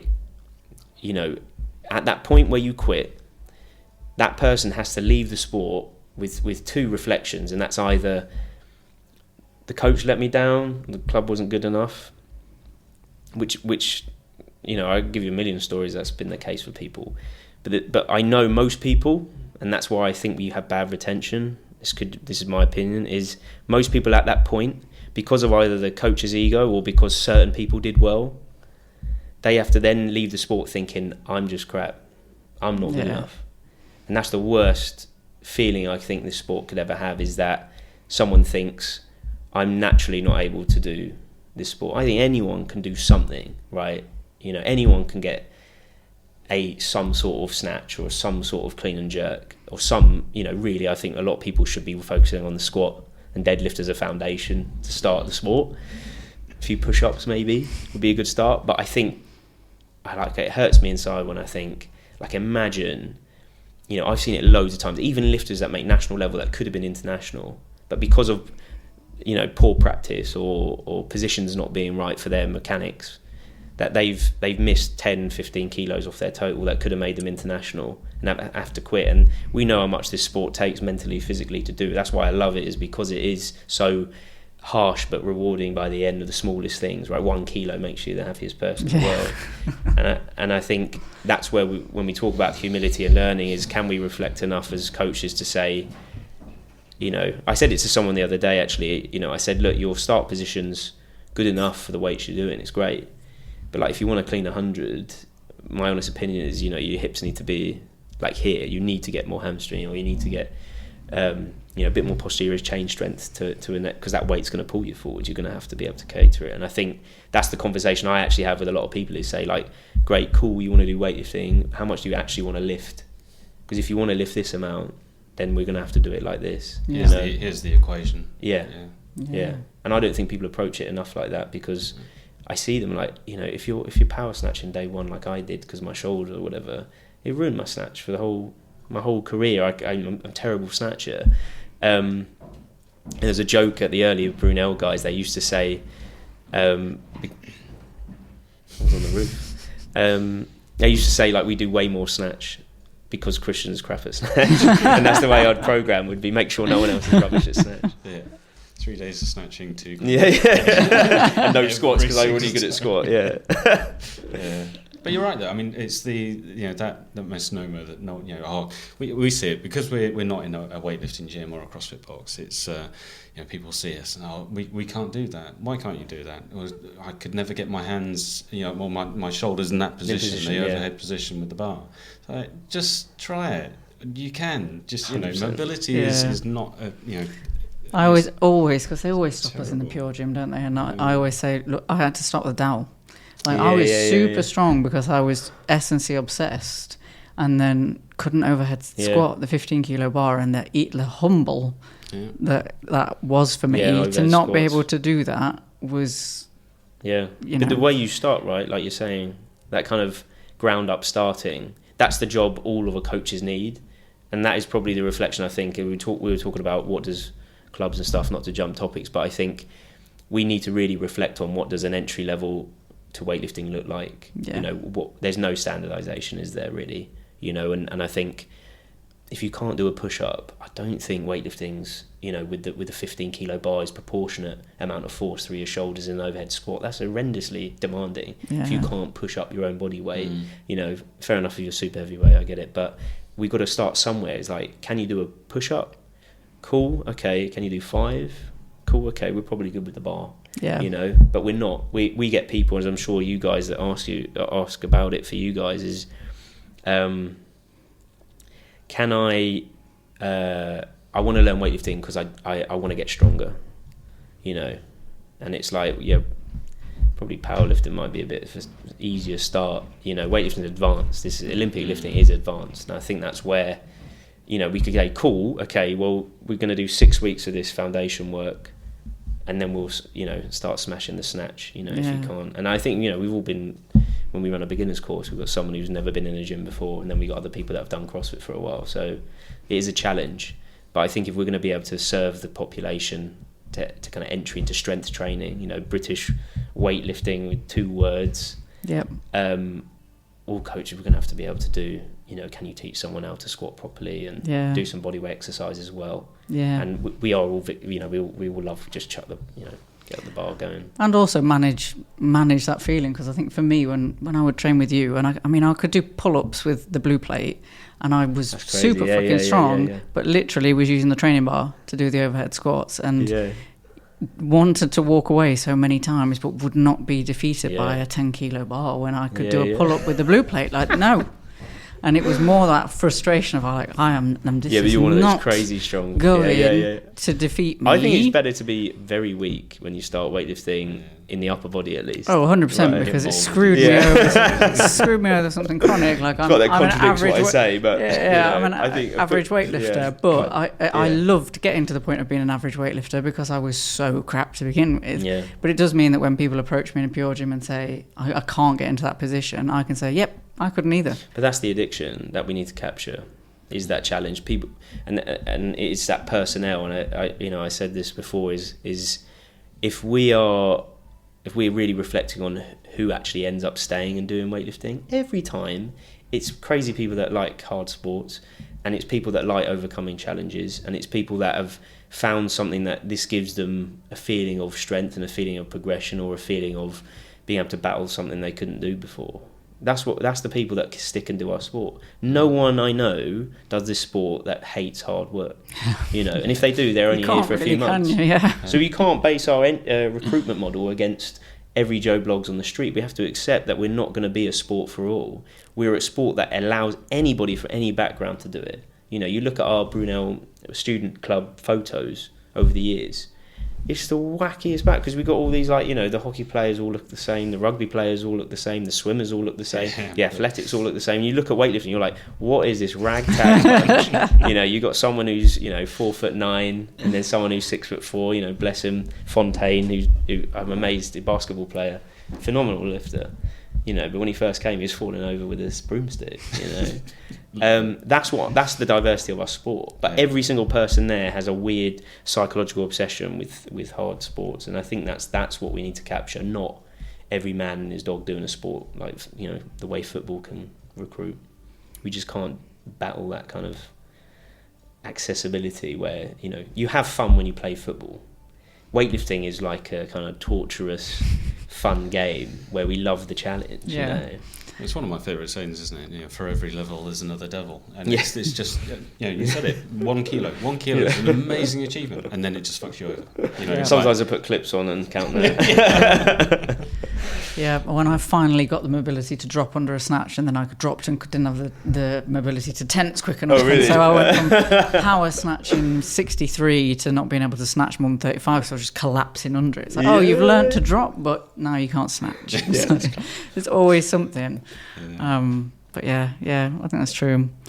I suppose that probably takes us on to topic 3. So many topics. Yes. Which is, I think Kristian's already probably touched on it, and it's growth, and it's something we wanted to talk to you about in terms of growth and retention. But Aaron had a particular area that he was interested in. Yeah, so I think from we're fairly fortunate in that we've been asked to go up to Nottingham a few times recently. Yeah, that's cool. And seeing the development teams, or was it Talent ID? Yeah, it was Performance Pathway, England Testing Day, and and the one thing noticeable at the most recent visit was that there was a lot of boys coming through, and that was great to see. We're obviously blessed with quite a lot of girls that are coming through the ranks and now pushing into the seniors. But there's obviously that real lack of boys coming through. Also we're here at Brunel. You're fortunate with it's quite a sporty uni, so you get to sort of try and bring in talent from different sports. But how do we do that at national level? For the clubs like Mem, I know when we spoke to him and Silva were trying to get into schools to try and get the young boys coming and girls to sort of start lifting. But how do we keep them? Yeah. We've had a couple of years where we've had boys get to the Junior Europeans and then they've gone. So how do we get? For me, it is a retention question. It's right now we've just seen some incredible lifting from the likes of Isaac Bluff, Samu. They're insane. Yeah, the Jasper Hiltons as well. He's obviously performing he's kind of really like well. Sitting slightly on his own age range. He kind of. When you haven't got any peers, and I think probably Isaac Bluff will also end up being that kind of one guy who stays through. Hopefully there's a few more, but if you look at the numbers, they're obviously disappointing in terms of depth. Depth is what we're after. So the model after, say, like our strategy ever since kind of 2012 was this kind of triangle approach. I think Poland employ a triangle approach as well. So if you look at their senior team, they only have about 5 athletes, which is bonkers because they have down below junior, they've probably got, making numbers off the top of my head here, statistically all stats are made up. They might have say 50 at junior level funded or something, but then only 5 at senior. So matches what Shemek told us, isn't it? Yeah, so I think and same like Romania, they say they've only got 55 kids doing the sport properly in weightlifting. So if I'm looking at do we need loads of kids doing the sport? I think that's why I'm trying to always angle that towards, we need people that want to do the sport, and we need the clubs with the open doors. So I call it like an open door policy is kind of my biggest pet peeve that we don't have. So if you are a good kid that is doing rugby and you want to go try weightlifting, statistically you're not going to be near a weightlifting club that's got a door open for you with the right coach to take you there, right? Bella didn't come to our club first. She got denied. The guy said, I won't teach kids at the weightlifting club. Or she went and it was thrown into an adult class or something, and I don't really have the attention. So, I happened to be available because I just copied Pim and gave up my evenings or whatever. But back then I was training at the same kind of time, so we'd train with him, and that's copied off Callard's approach as well. So Callard's also the other best person who managed to get kids in, pre kind of my generation. He would train with them. He said the best way to show kids how to lift is to train with them. It's the lift. You show them the rest times, the work hard, push themselves, challenge, and everything like that, rather than sit on your bum and kind of do that. So sometimes I'll jump in the squats here, and always Elijah or something, I always savage him somehow on squats. But Tom Wright, terrible squatter as well, so I can do him in sometimes. But yeah, I think that's where you got a bit of a challenge, is the open door side. Like that's number one. So we've got more, like I said, we've got more weightlifting. We've got more people qualified as weightlifting coaches in the UK, but we haven't got many weightlifting coaches that actually are, when they say I identify as a weightlifting coach. It's different. You're a PT that has a weightlifting qualification. I think we've got to differentiate between that, because they don't have the open door, right? Most of them can't say, like here are youth sessions, I don't know what the membership is off the top of my head, is something like 30 quid a month or something for 2 sessions a week. There's not many places that can afford to do that. We're blessed with the university that, they still have to pay their £5 to get in, but that's a different conversation in terms of the amount it is versus a CrossFit gym that was charging, say, some of my kids when they were at CrossFit gyms are being charged 150, 200 quid a month as a kid. Yeah, it's crazy. They don't even have BWL qualifications a lot of the times in CrossFit gyms. So I think that's the question we have to first ask ourselves, is if someone wants to do the sport, how do they find the sport? And I really don't want to delve into his legal issues at all at the moment, but like Nino's approach to the sport was he grew up on a farm in Sicily, and they were doing some outreach event. So who was the old president of Italy that retired, the federation in Italy? He did quite a lot. It wasn't Antonio or something, was it? But anyway, he was in like Palermo or something doing some sort of outreach program, and apparently Nino came up to him and said like hi, I want to win an Olympic medal. And he said, have you done weightlifting before? He said no. And he's like, okay, well, go do weightlifting and then come back to me. And then obviously, he's won an Olympic medal now. Definitely controversial that second one. Let's not talk about the other stuff. But I think that's a really interesting point of like, that's a system that was ready to take someone that wants to do it, of the standard. He bench pressed 130 at 12 years old or 13 years old or something, right? That's a talent ID, straight up talent ID. Chris Murray, same thing, benching massive weights as in his rugby, talent ID. What the infrastructure wasn't ready for Chris Murray. He's a lost generation in his youth, really. Dan Wagner did quite a good job with the budget they had, but the funding all the way through. So can we have someone walk up and say, I tried squatting and I back squat 150 and I'm only 12. Who's going to take them? Who's going to be there to coach them? I think we don't have that great at the moment. That's kind of what it's always been amazing about, say, someone like Atlas and Callard, and now like Amy, for example, is that they are a weightlifting club that has a weightlifting gym that is affordable as far as I know, that the coach is going to be there. Cyril's retired, he can sit in the gym at any time after school, and same with me. We've now I don't work full time for British Weightlifting, so I can just come here. We got a youth class at 4:30, and Jess will do the school classes as well, so we kind of share the load. But if I had a full-time job, it's not possible. Yeah. You'd lose all your evening. If you've got a family, you're in trouble, So I think that's the challenge we've got, is how do we professionalise coaching? That's not just PTing on the side, I suppose.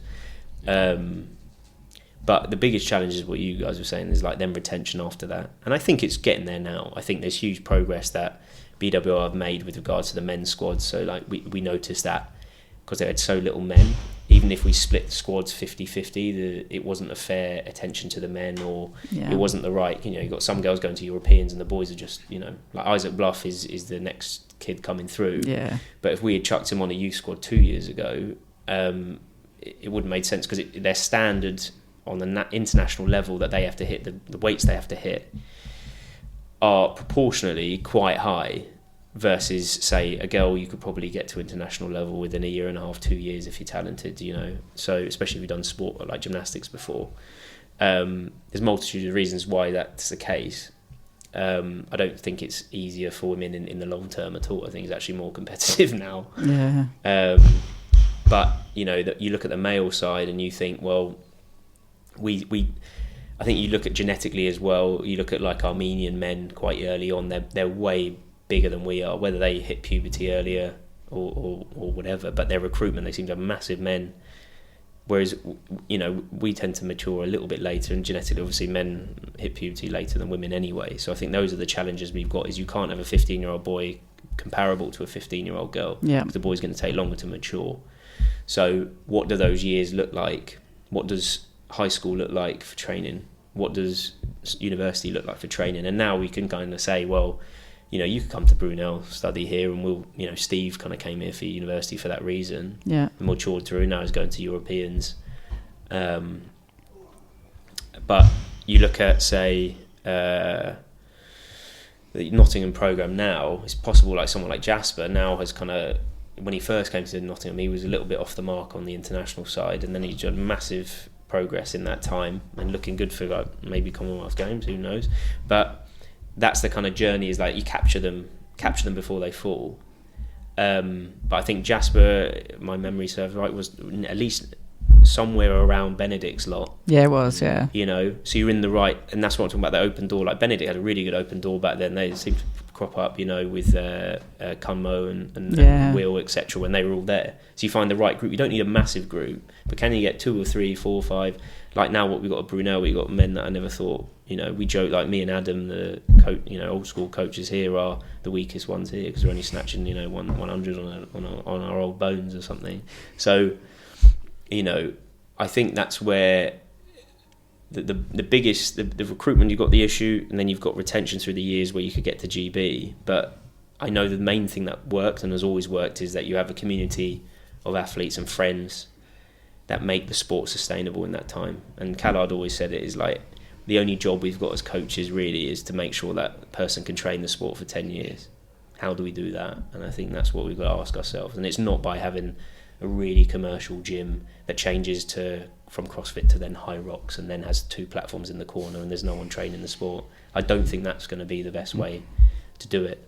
It's ideally, you know, speaking to Steve in Newcastle, where you've got, you know, significant help with the council and the government in terms of either rate relief or whatever, that kind of allows you to run a really good community club base that can have his open door for someone to come in and train without having to charge them £200 a month. Because in the south, you look at the business rates, you look at the rent, and then you look at staffing costs and who's got the time to do it, and then how many people actually want to do weightlifting. You know, it's great that MEMS moved closer to Central, but like we all know that meant one other club's gone, really. That's one less place to train weightlifting in Central. And, you know, Mem's the best guy who's going to put his time into the Central out of anyone I know, for sure.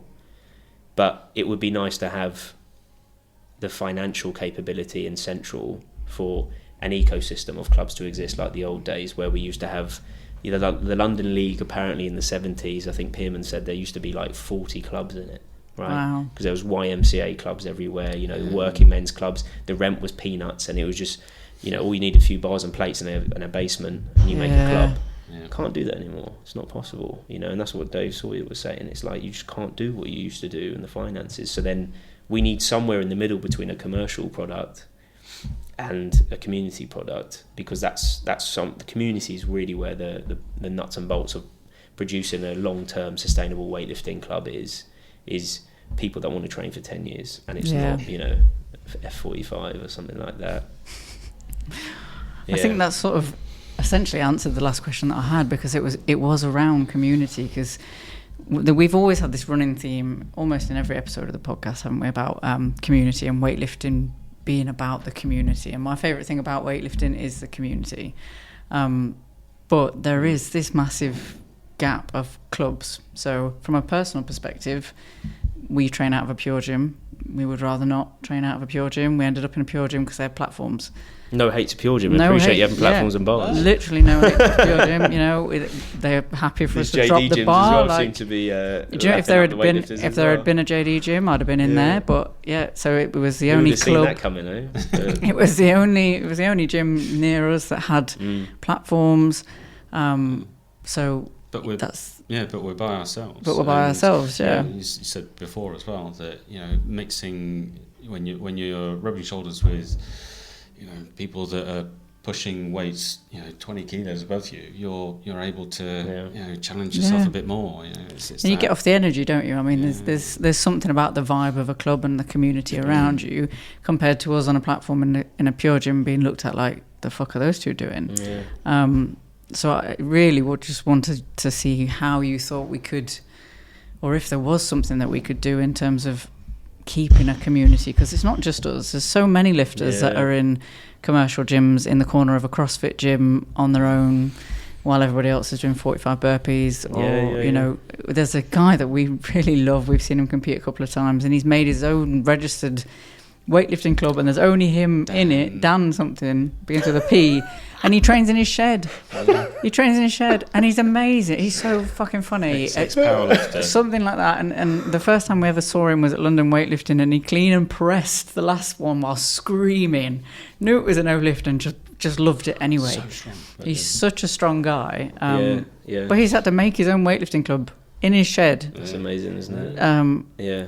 But Pimmin always said, like, our sport has always been basement gyms at home, in your garage, in your sheds, lifting weights, and that's really what our origin of our sport is, because we've never been professional, you know. And I think the worst part of that London 2012 legacy is that, well, at least between the kind of 2002 Manchester funding kind of disappearing for Athens and things like that, that was a big reason why people like Giles Greenwood, Delroy McQueen all quit the sports. That funding loss.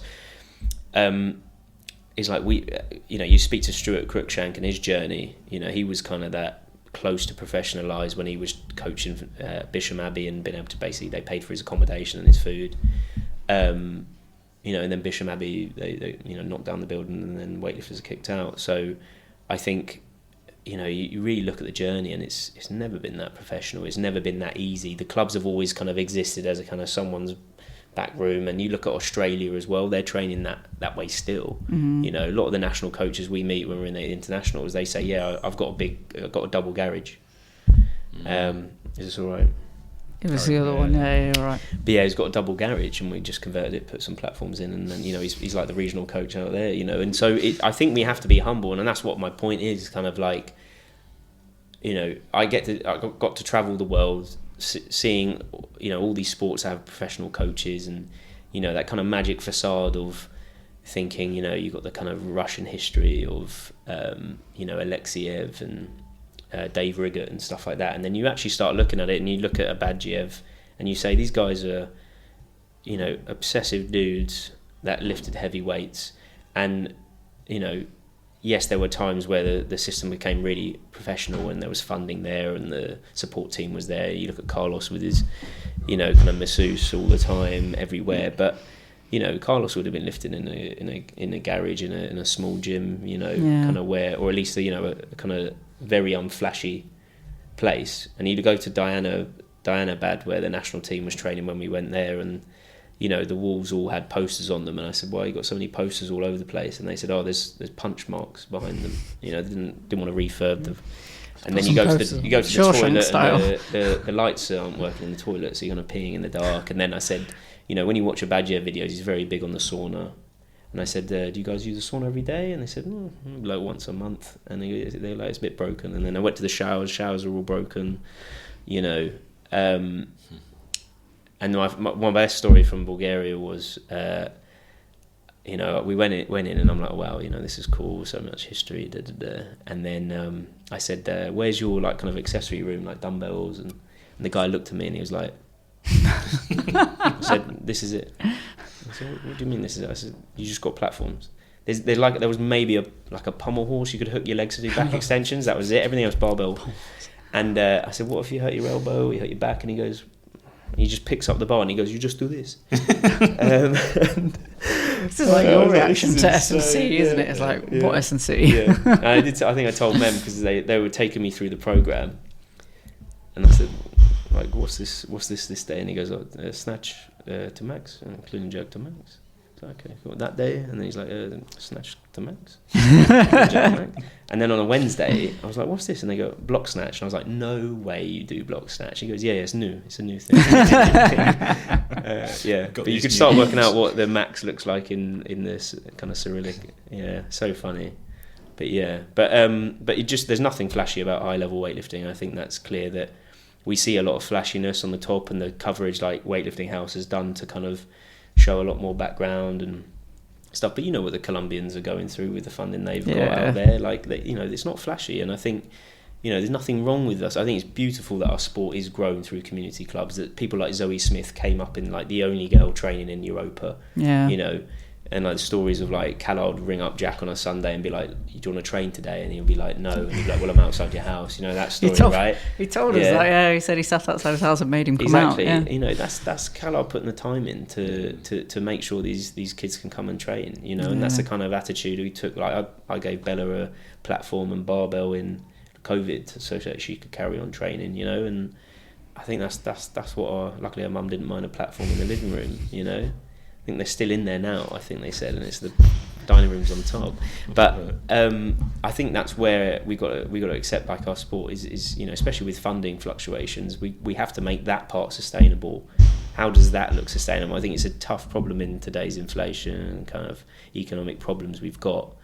But if you look at Europa before they moved to their new place, it was the smallest, tiny little gym. It was like this size. Yeah. This size, and they all worked in, 3 or 4 to a platform, getting stuck in, and you start normalising weights, and that's really what a weightlifting club is for. Is when you have the worst day. Sounds like a good way. When you're having the worst day lifting, and you're with your friends or your coaches there to back you up. Amelie came in the other day and she was knackered. Really tough kind of energy drop. And she's going to Europeans, and you're like, and if you're by yourself sitting in that Pure Gym, you just think, can't be asked. Yeah, let's pack away. Let's go do the sauna. If they've got a sauna, it's Pure Gym.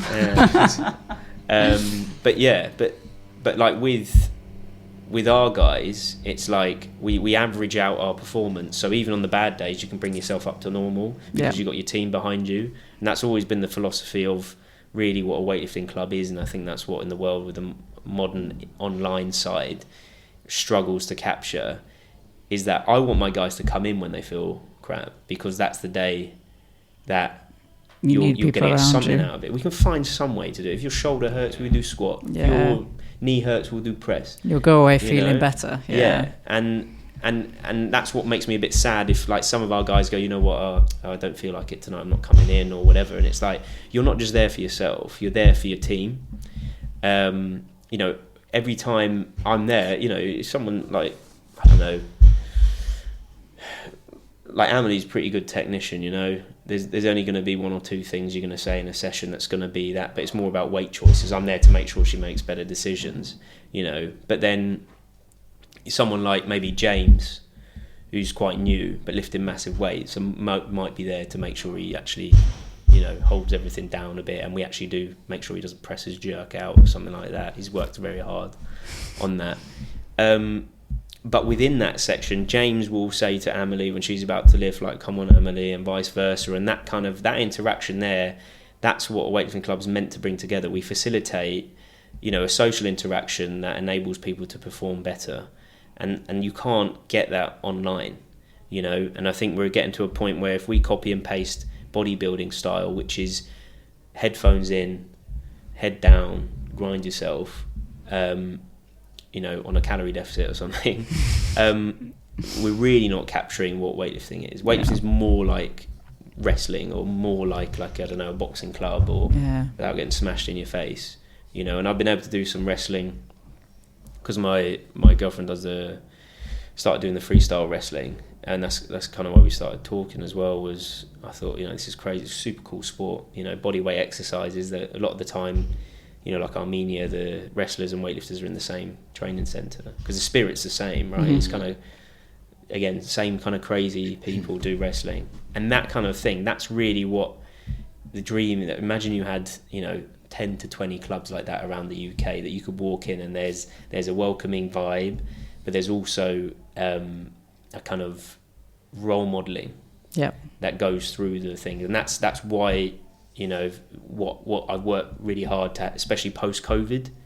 Like Solomon and Omar were like our last kind of guys. They graduated, they're at MEMS now, but that took them. They were 5-6 years in the sport by that point, and to lose people over COVID meant we had to build back men from scratch. And like I say, Jess worked in, and I think she muscle snatched like 60 or something, or something ridiculous. No foot power or 60 or something. No idea if she was any good, how to do it. It's just a S&C coach for judo said, "You're so rubbish at weightlifting, you'll never be good." So she went and did that. But she walks in, she's already so strong. Yeah. That girl's always going to be strong. I don't have to do. You have to work on the technique, hell of a lot, but that level of strength that she had, she got to nationals in a short time. Yeah. But like you say, you said with your overhead journey, I'm sure you're similar to me. Is like, the first 2 years are just rough. Like that start position does not even feel possible. Everything hurts, and I think, how do you? We're lucky now that I can have. Steve's been with us a long time. He's like one of our oldest men now. That's obviously, lifting. But we had, Adam broke his leg in COVID. He dropped the snatch behind him, snapped his tib fib straight half. So he never coached before COVID. After COVID, as a way to keep himself still involved in the gym, he had the wisdom of being in the sport a long time. So he saved our club, really, because he was able to be there when I couldn't be there, when I was travelling with British weightlifting. Yeah. Those people, Europa used to have 5-6 of those. They had Terry Tucker, they had all these guys that had so much history in the sport that when someone walks into that gym, if Callard's not there, I went to Europa once, it was just me and Terry Tucker, and I found out Terry Tucker was the best man at my coach's wedding. These guys go back a long way. Yeah. Rest in peace, Terry. But not many gyms can do that anymore. They don't have the history of a role model that's going to be there, that's not there to make money off you, but is actually there to help you be a better athlete or learn the sport more. And that's that volunteering side that you guys are phenomenal at. That I think it's a rare quality to have in today's world. So that community side, really, like, I think everyone needs to pay their bills. I really do. I think you've got to be able to have a roof over your head and pay for whatever. But what do you do with the extra bit of time? And if it's your family, I understand it. I know Mark Hill had to do a lot when he had a kid and with Locker, and now he's kind of got a bit more time, I think. But we all have to make sacrifices. Same with Callard with his work and stuff like that. But if you can have some people in your gym at some point that are always willing to give it, like we've got Holly obviously here that gives her time all the time to the sport, despite having a full-time job, despite having a husband, despite having a cat. Two. I think that's really is the spirit of weightlifting, is that stuff that George Manners did, that Pierman did, that gave their time up and endless amounts of time. But you can't ask people to do it. I think you have to want to do it. But I think the where we're at now, we've got a new generation of TOs and a new generation of people that the talent and quality and the types of people is better than ever we've ever had it. So that's the positive side, I think, to our sport now, is that there's so much fresh blood, there's so many people from different backgrounds. But the real crux, I don't want to detour on a massive topic here, but I studied anthropology before. So I look at it very much from social kind of connection way of our sport and what has our sport been. And yes, I said it was a basement gym, but if you actually look at it, we were a working class sport, just like boxing was. CrossFit's made it a middle class sport. Mm-hmm. And with middle class sports comes the price tag, comes the drop in volunteering, also comes the types of people that are doing our sport is very different. And Romania have the same problem. So now that Romania's got better salaries and everything like that, the men don't want to do it. They'll just get an office job. Before, if you could make €1 million off weightlifting, like, you would do it. You'd win your Olympic medal and you'd settle. But now it's easier just to get an office job. And I think we have to ask that as a sport of if we're going to make better men, that's jumping back to a topic though, but if we're going to make better men, we have to think about the types of how do we rate grit in an athlete, like how tough are these kids, because the reason, you know, with all due respect, a lot of the men give up is because that gap to international is too high. It's too much of a gap. You have to want to push every day to be better and get there. And I think that quality is not often common when you grew up in a softer environment. You know, I didn't grow up in like some sort of hard life, but I like challenge. So I think it's possible. Same, like I believe Chris Murray as well, with a rugby background, that kind of hard sport makes you want to do weightlifting. So I think if you talk about, to jump back to your topic, is really about, you know, it is somewhat a class issue with regards to, you know, if you've got some kid that's got nothing, and they want to make themselves a champion, you hear about, you know, some of those boxers' backgrounds, like they're really rough, that kind of wires them to take those hits and push beyond anything else. And I think we have to know that these boys probably have to push themselves beyond it. So kind of the final point, so if we can solve the recruitment issue, have an open door policy, have affordable clubs, have volunteers, have role models in that place, then yes, we've got a national program now that someone can essentially go to Nottingham and get close to, you know, fairly full-time-ish coaching and a support network, physios, etc. Which I don't think is good for everybody, by the way. I think some people, I don't think university is a great option for a lot of people. I think, you know, staying at home, having your support network, your friends, your family, your work, whatever, is probably good for quite a lot of proportion. But I think that option needs to exist. You know, the option needs to be there for them to want to do that. What's the incentive to actually do well? You know, and I think that's probably the biggest challenge all sports in the UK have that are UK sport lottery funded is, why is it Romania you get, you know, 250 grand or whatever it was for an Olympic medal? You know, the rumour was Albania give you like $1 million or something, I don't know. You know, China, you're going to be sorted for life. You know, you get a pension for life. Romania, Moldova, if you win any medal, really, you start paying you month, and even when you retire at 25, they'll pay you every month your salary, right? Some to keep going your pension. Korea is the same. Where's our incentive that goes beyond here's your yearly funding for UK sport, right? Because we don't want to fund someone to train. We want to incentivize someone to win. Yep. And that's where I think when you talk about those men retaining that ambition at 18, if you go, look, if you got the talent, you know, you're on this trajectory and you've got, you know, 5 years till, let's say, you know, you're talking to them soon, you can go Brisbane or something like that, and you go, if you win, you'll get 250 grand, you'll get 500 grand, you'll get, you know, the dream, £1 million, whatever it is. UK sport can't offer that. You know, Emily got a handshake, right? You know, she should be sorted for life, in my opinion, for what she's done to our sport. She's transformed our sport in the public eye, and everything she's done in terms of her personality as well.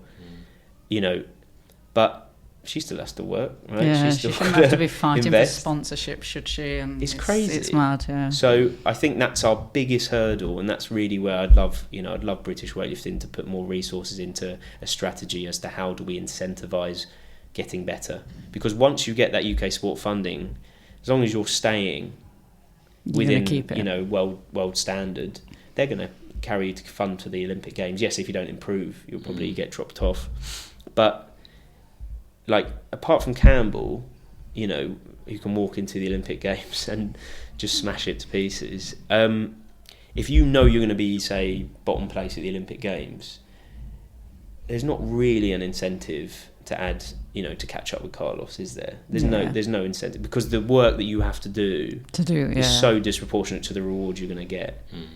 And I think that's kind of why my belief in our sport, when I talk about the community gyms, the basement, the clubs, etc., is that's why I can sleep at night, because I'm happy that even if you just do your best for yourself, that you enjoy the sport, and you know, someone's goal is just to make national championships, just turn up the national, or hit the total.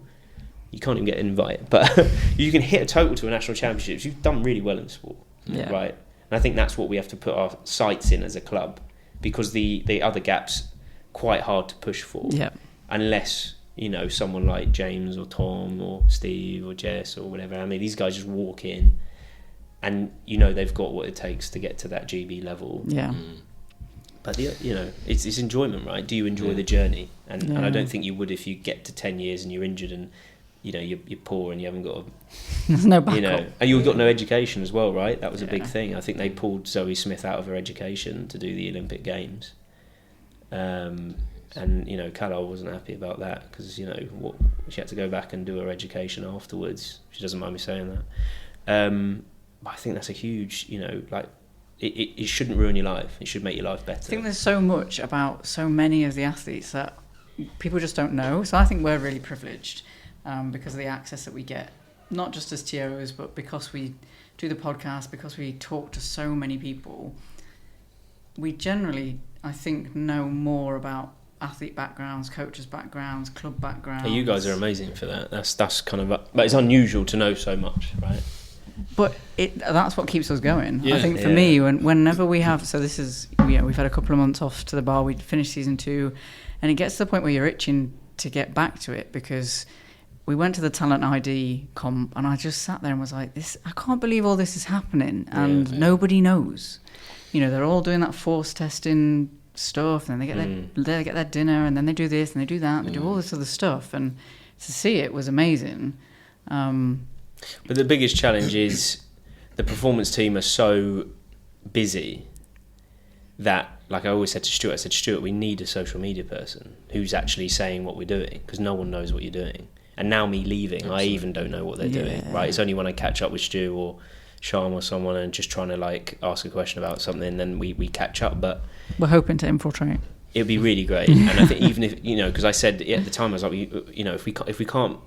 if we've got too much content or it's not matching with the main page, then why not have our own BWL Performance Instagram just to keep the information rolling? Because I think it's no secret. Like Stuart Martin, he works like a horse, he's a workhorse. So you've got someone who's so busy all the time across the programs that there's no time to reflect on how do you present that publicly about what you've done. So you end up getting hearsay, and the hearsay becomes quite toxic towards the community where people don't really know what's going on. And someone rings me up and goes, "You guys need to be doing this." And you're like, "We literally are." So we are doing it, right? Yeah.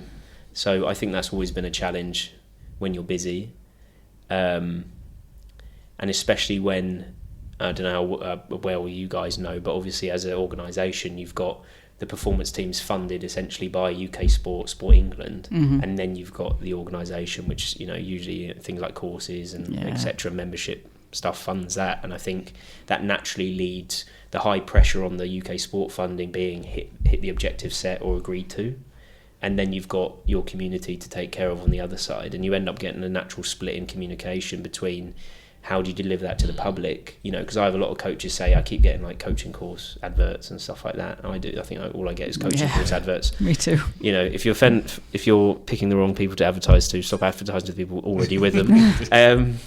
But by the same token, I'm sure everyone that's already a coach would love to know about that Talent ID Day, what went down, who lifted what, how was it set up. It's a great story, right? Yeah.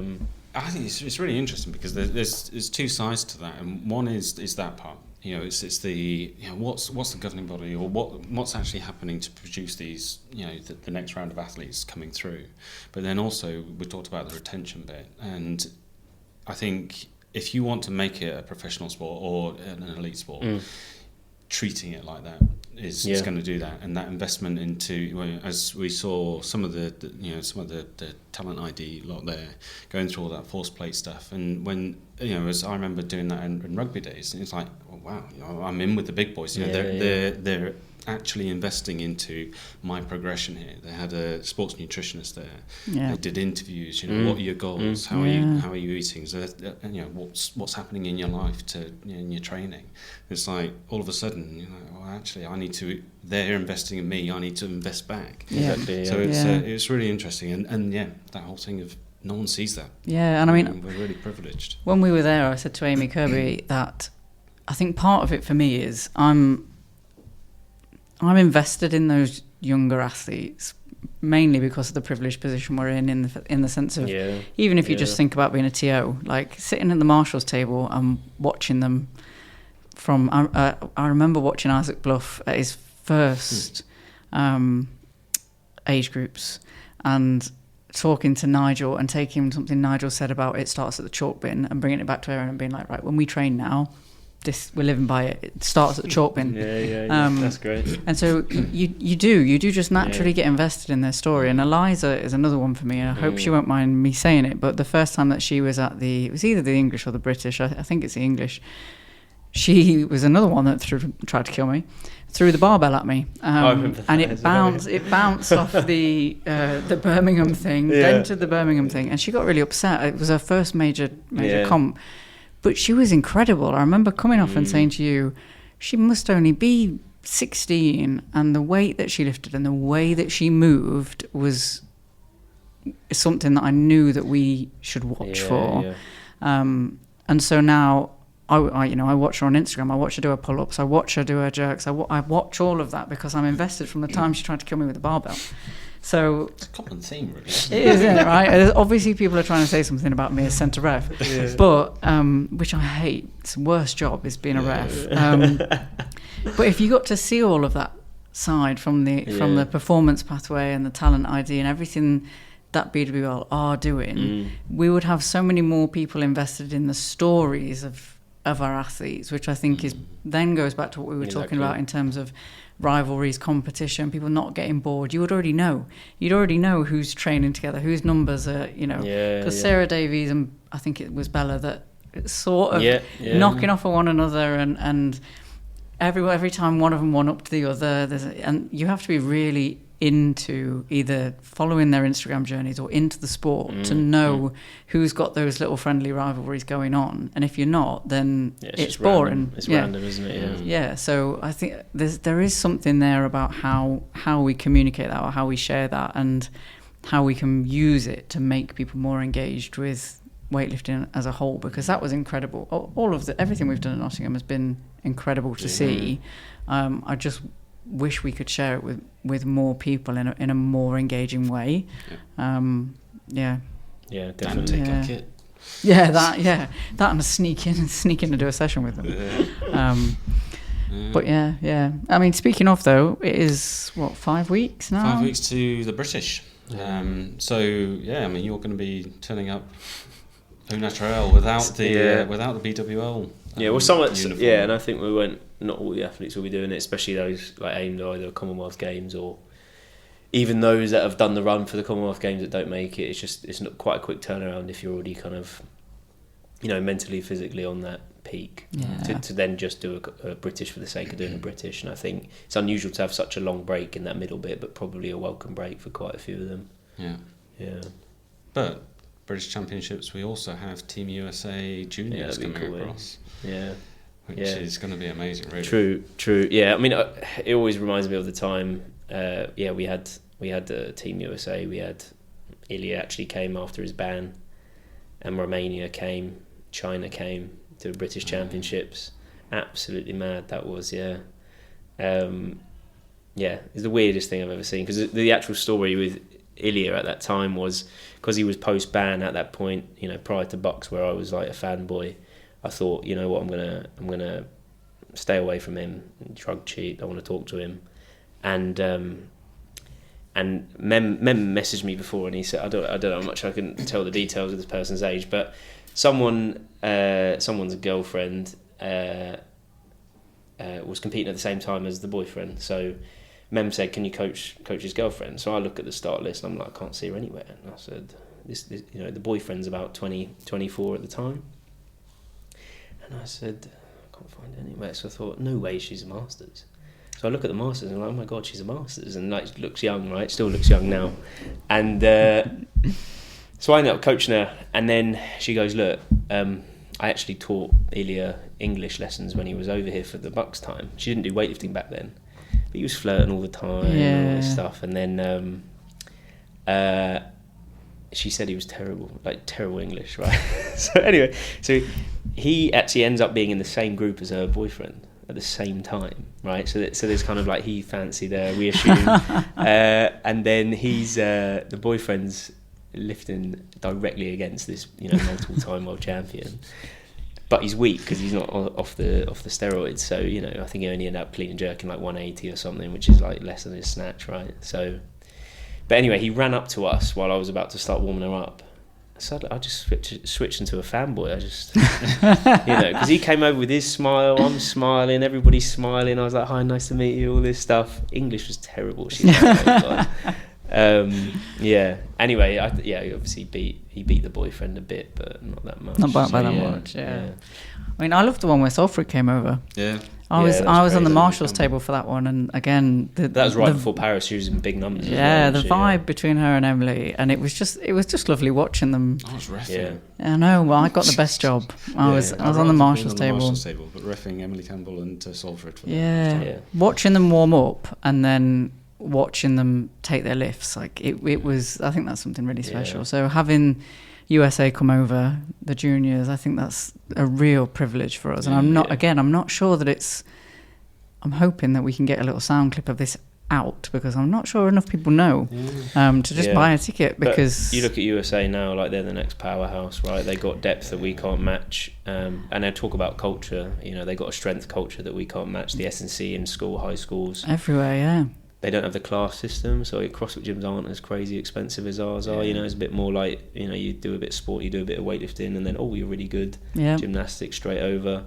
But, we're always 10 years behind the States in terms of our kind of sport and fitness and health and things like that. Just their college, their college gyms are unbelievable, yeah. Such high quality. This is why I'm so excited to see the juniors, though, because you think Hampton and Olivia, and they've all just come out of the juniors, and they're incredible. And so I think there's something about the fact that they're bringing their juniors, and again, for me, that investment of I'm getting to see them before I'm going to get to see them on a big stage, because that those athletes are going to be good. Generation, won't they? They are, and we're going to get the opportunity to see them against our athletes on a platform. And that again is where that rivalry thing comes in for me. Like, who are you pitching against each other? Who am I looking at and thinking you're almost like that person? And I don't know. But they've embraced the non-centralized system, right? They've become, their personal coaches will come out with them. It's not as centrally managed as as you'd think, I suppose, compared to other countries. And it's kind of accepting the fact that geography, travel times, everything like that's a challenge, and just getting on with it and doing the best you can, but having the incentives to want to do better. I think obviously when you're a really competitive country internally, it really helps. And I think that's the only thing that we can kind of do at that time is when we had like Sarah, Zoe, Emily all lifting around the same weights, it really pushed all three of them to accelerate beyond that. Emily Muscat, not Kennedy. And I think that's what America's done so amazingly, and we keep seeing these kids come out of nowhere, and they're just so talented, so strong, but with such a variety of coaches. Yeah, but they spotlight that as well, which is something that I'm going to go back to saying that we don't do, is spotlight those trade-offs. So again, I'll go to Aaron and Sarah Davies at the English, the same one where Salford and Emily. That was amazing, that one. Yeah. The one where Erin drops. I always take the mick out of Erin dropping after the 27. And Sarah's screaming for her to beat her own record. So it was Sarah's record, and she was cheering for Erin, something chronic, to make the lift, and she didn't make the lift. But it was the rivalry there. Erin didn't need to do that weight apart from the fact Sarah's she was screaming for her. So it was a friendly rivalry, but it still was a rivalry. And again, I don't know that anybody in the audience really understood what was going on. But these pockets of competition are happening between our athletes, and America will shine a light on that and say, look at these two. They've got showbiz, right? Their culture is showbiz. I think the underhand British way. You just be quiet. It doesn't play in our favour, does it? No, we don't do that. Don't show off. I walked into this gym years ago. One of the first times I started training here, and I walked past and I was like, that looks like Usain Bolt. I was like... So maybe it's just another sprinter. I don't know, same tall guy, but weird. Anyway, so I went and I said, "Is that guy Usain Bolt?" And Mike was like, "Yeah, it is." And I was like, "Why is no one fussed?" And he's like, "We don't do that." It's so strange you mentioned that, because I went to a restaurant in Richmond and he was 2 tables down. And really? I was like, I'm pretty sure that's Usain Bolt. Pretty sure that's Usain Bolt. Yeah, it is. Did you British it? Did you say? Everybody did. Yeah, everybody did. We did it with Emily Campbell. Remember that? We were at, this is when we were proper fanboy fangirl is the service station. Yeah, so it was all in the queue at Leon's at some service station trying to get some food. And there was Emily Campbell, and we were like, "It's Emily Campbell." Yeah. We wouldn't go over, and we bloody refed her that later on. It's like, but we can't go over to speak to her. Yeah. I mean, now I'd go up and give her a hug. Yeah, but we've reached that point. Back then, it was back when TOs and athletes and coaches hate. Well, the TOs didn't hate the athletes and the coaches, otherwise we wouldn't have been there. But there was that animosity that we've tried really hard to break down. So I would never have approached her in the Leon. Not that I think she had any problem with TOs whatsoever, but I wouldn't have done. As a TO, I'd have been I think the rivalry between TOs and coaches is worse. I remember packing up for the British back when I worked for BWL. You always got stuck in with setup and D-rig, and I coached all weekend or something. I think that was the time I competed as well. That maybe that one might have been in English, but we packed away all into the evening. About 12 o'clock at night, we got back, and they ordered some food for us. And I just sat around, and they were literally moaning about how coaches don't know the rules. And I was sitting there, and I was like, I swear to God, I always have this the other way around with coaches saying TOs do not know the rules. But I shapeshifted. I was like, they're idiots. They're all idiots. They don't know what they're talking about. Yeah. I think it's quite a nice position we've got to now, though. I mean, I would hope Straddling. So. My experience is generally nice. There's not a single coach that doesn't come over and give me a hug or say hello or shake my hand. And even... But we know you love the sport, and that's the difference of I think it's if we're all on the same. But that's why I did the stuff I did, trying to do the event stuff. Even though I'm meant to be coaching this side, I want to make better events for the athletes. I want to make a better experience for everyone to be there and make the sport better. And if we're all on that same page.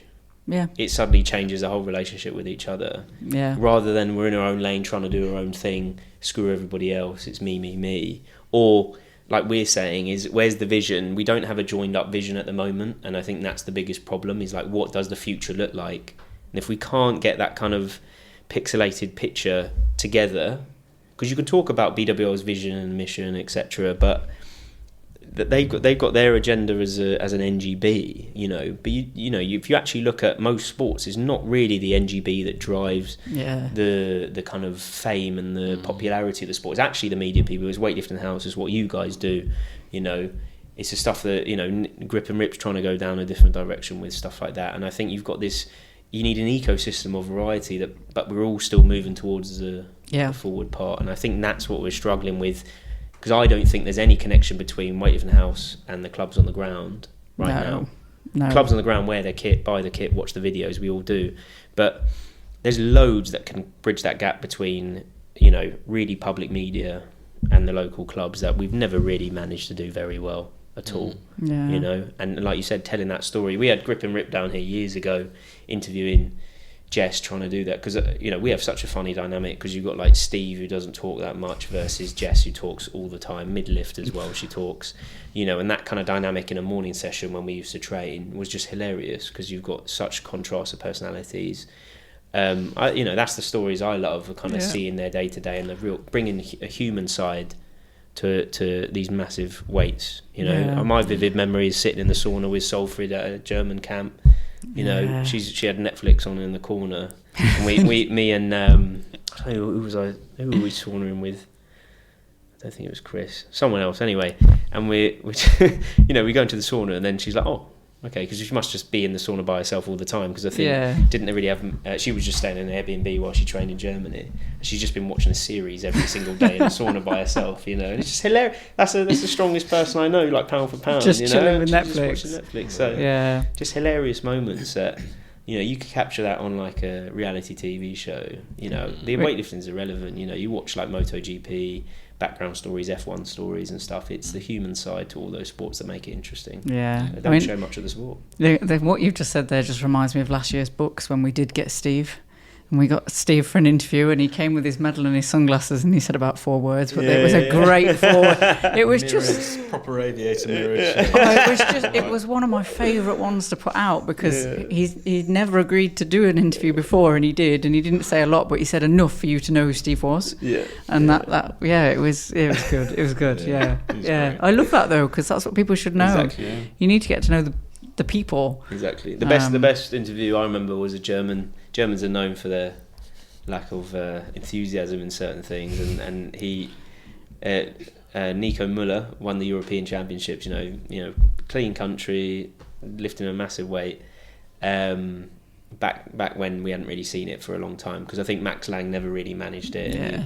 So Müller comes out, he lifts like a robot anyway, because he's just so technically consistent. Mm.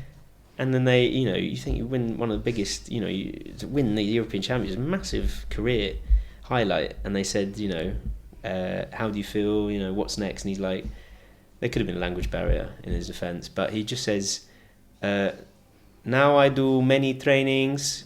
Thank you to coach, and that was it. Yeah. And I was like, we haven't quite had media training in weightlifting, have we? We're not quite. I was like, okay, yeah, maybe there's not a background story to tell there. Wow. Yeah. That's my favourite bit. Work hard. Yeah.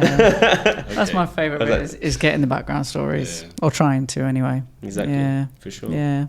I think it's nice that that we've managed to get across that refs don't want to give a red light, and that actually everybody's there for everybody's there for the same reason, and it's for the person on the platform. Yep. Yeah, I do think there's got to be a reflection. Sometimes you see tier 3s, the refereeings. Oh yeah. Random.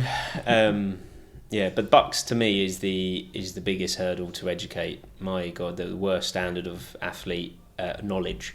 Not the lifting. It's like people turning up in. I don't know if you've been to bucks, but we've done a couple. People turning up in their shoes, no ID, full kit, like standing on the scales. That's what we do. Yeah. Like national championships, and I thought someone could have at least given them like a guideline list to be like, at least bring an ID. That'll be a good start, and you have to weigh in your suit. Yeah. Read the rules. Yeah. Read the rules. But there's not really head coaches in these universities, or at least established clubs, so people are turning up. They've done one tier 3, and I was laughing because I thought, my God, that must be a lot of work for the TOs, because your press out's obviously higher rate, or the running around, a bit more old school. That's what I remember bucks was like. The first bucks I did, you could choose whether you want to be an advanced or novice. So everyone in the heavyweights thought, you know what, I'll go in the novice and I'll win. And then I'll get away with the press out. And Ross, he thought, I've done a few comps, so I'll go in the advanced one. And he was the only one in there, so he won. And I think it ran over by about 4 hours in Sheffield Hallam. Funny, so old school those. That was one day you get the whole of bucks done. Crazy. Jeez. Yeah, no, I don't. Bucks is not my favourite. We didn't do this year's, but that was because we were in Nottingham. Yeah. But yeah, it's not my favourite of them. It's great entry level to the sport, and I think it's there, but it should have a regional bucks. Yeah. Like other sports have. Almost every other bucks sport has a regional. So you do South, you qualify, and then you go to a nationals. So it's the best of. Yeah. But it's like. It makes so much more sense. Yeah. The first time we did it, we won. Brunel won because it was no qualification total, and if you brought as many people as you won, you got points. So we had a bodybuilder turn up, and there's a video of him, I think he's on YouTube or on our old Instagram somewhere, and he literally drops on his neck. Oh, God. Don't know how, but I think he was lightheaded after the jerk, and I'm in the background going, nope. He was fine. Glad he was fine, but... Yeah, maybe a bit more training.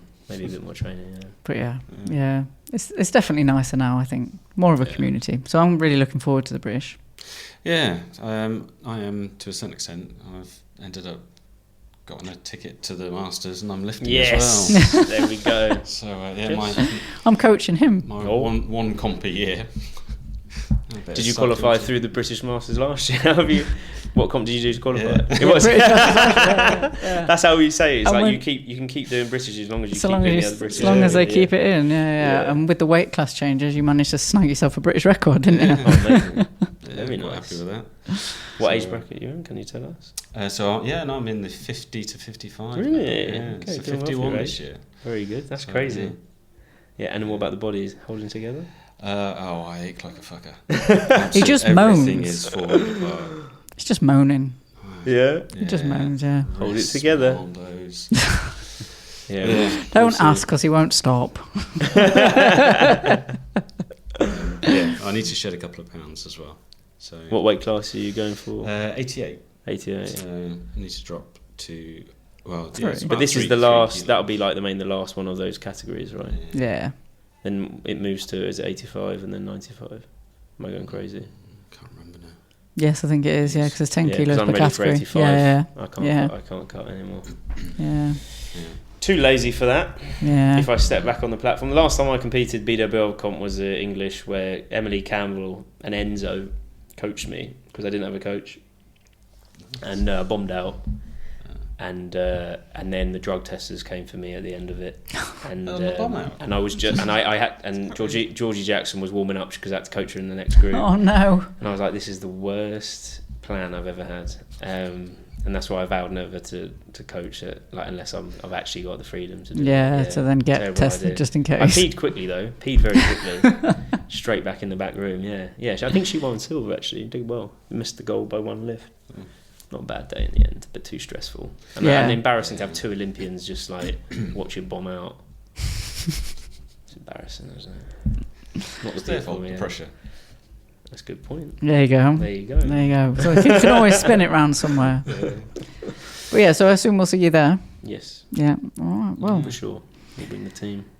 Thank you very much. See you and the team in about 5 weeks. Yeah.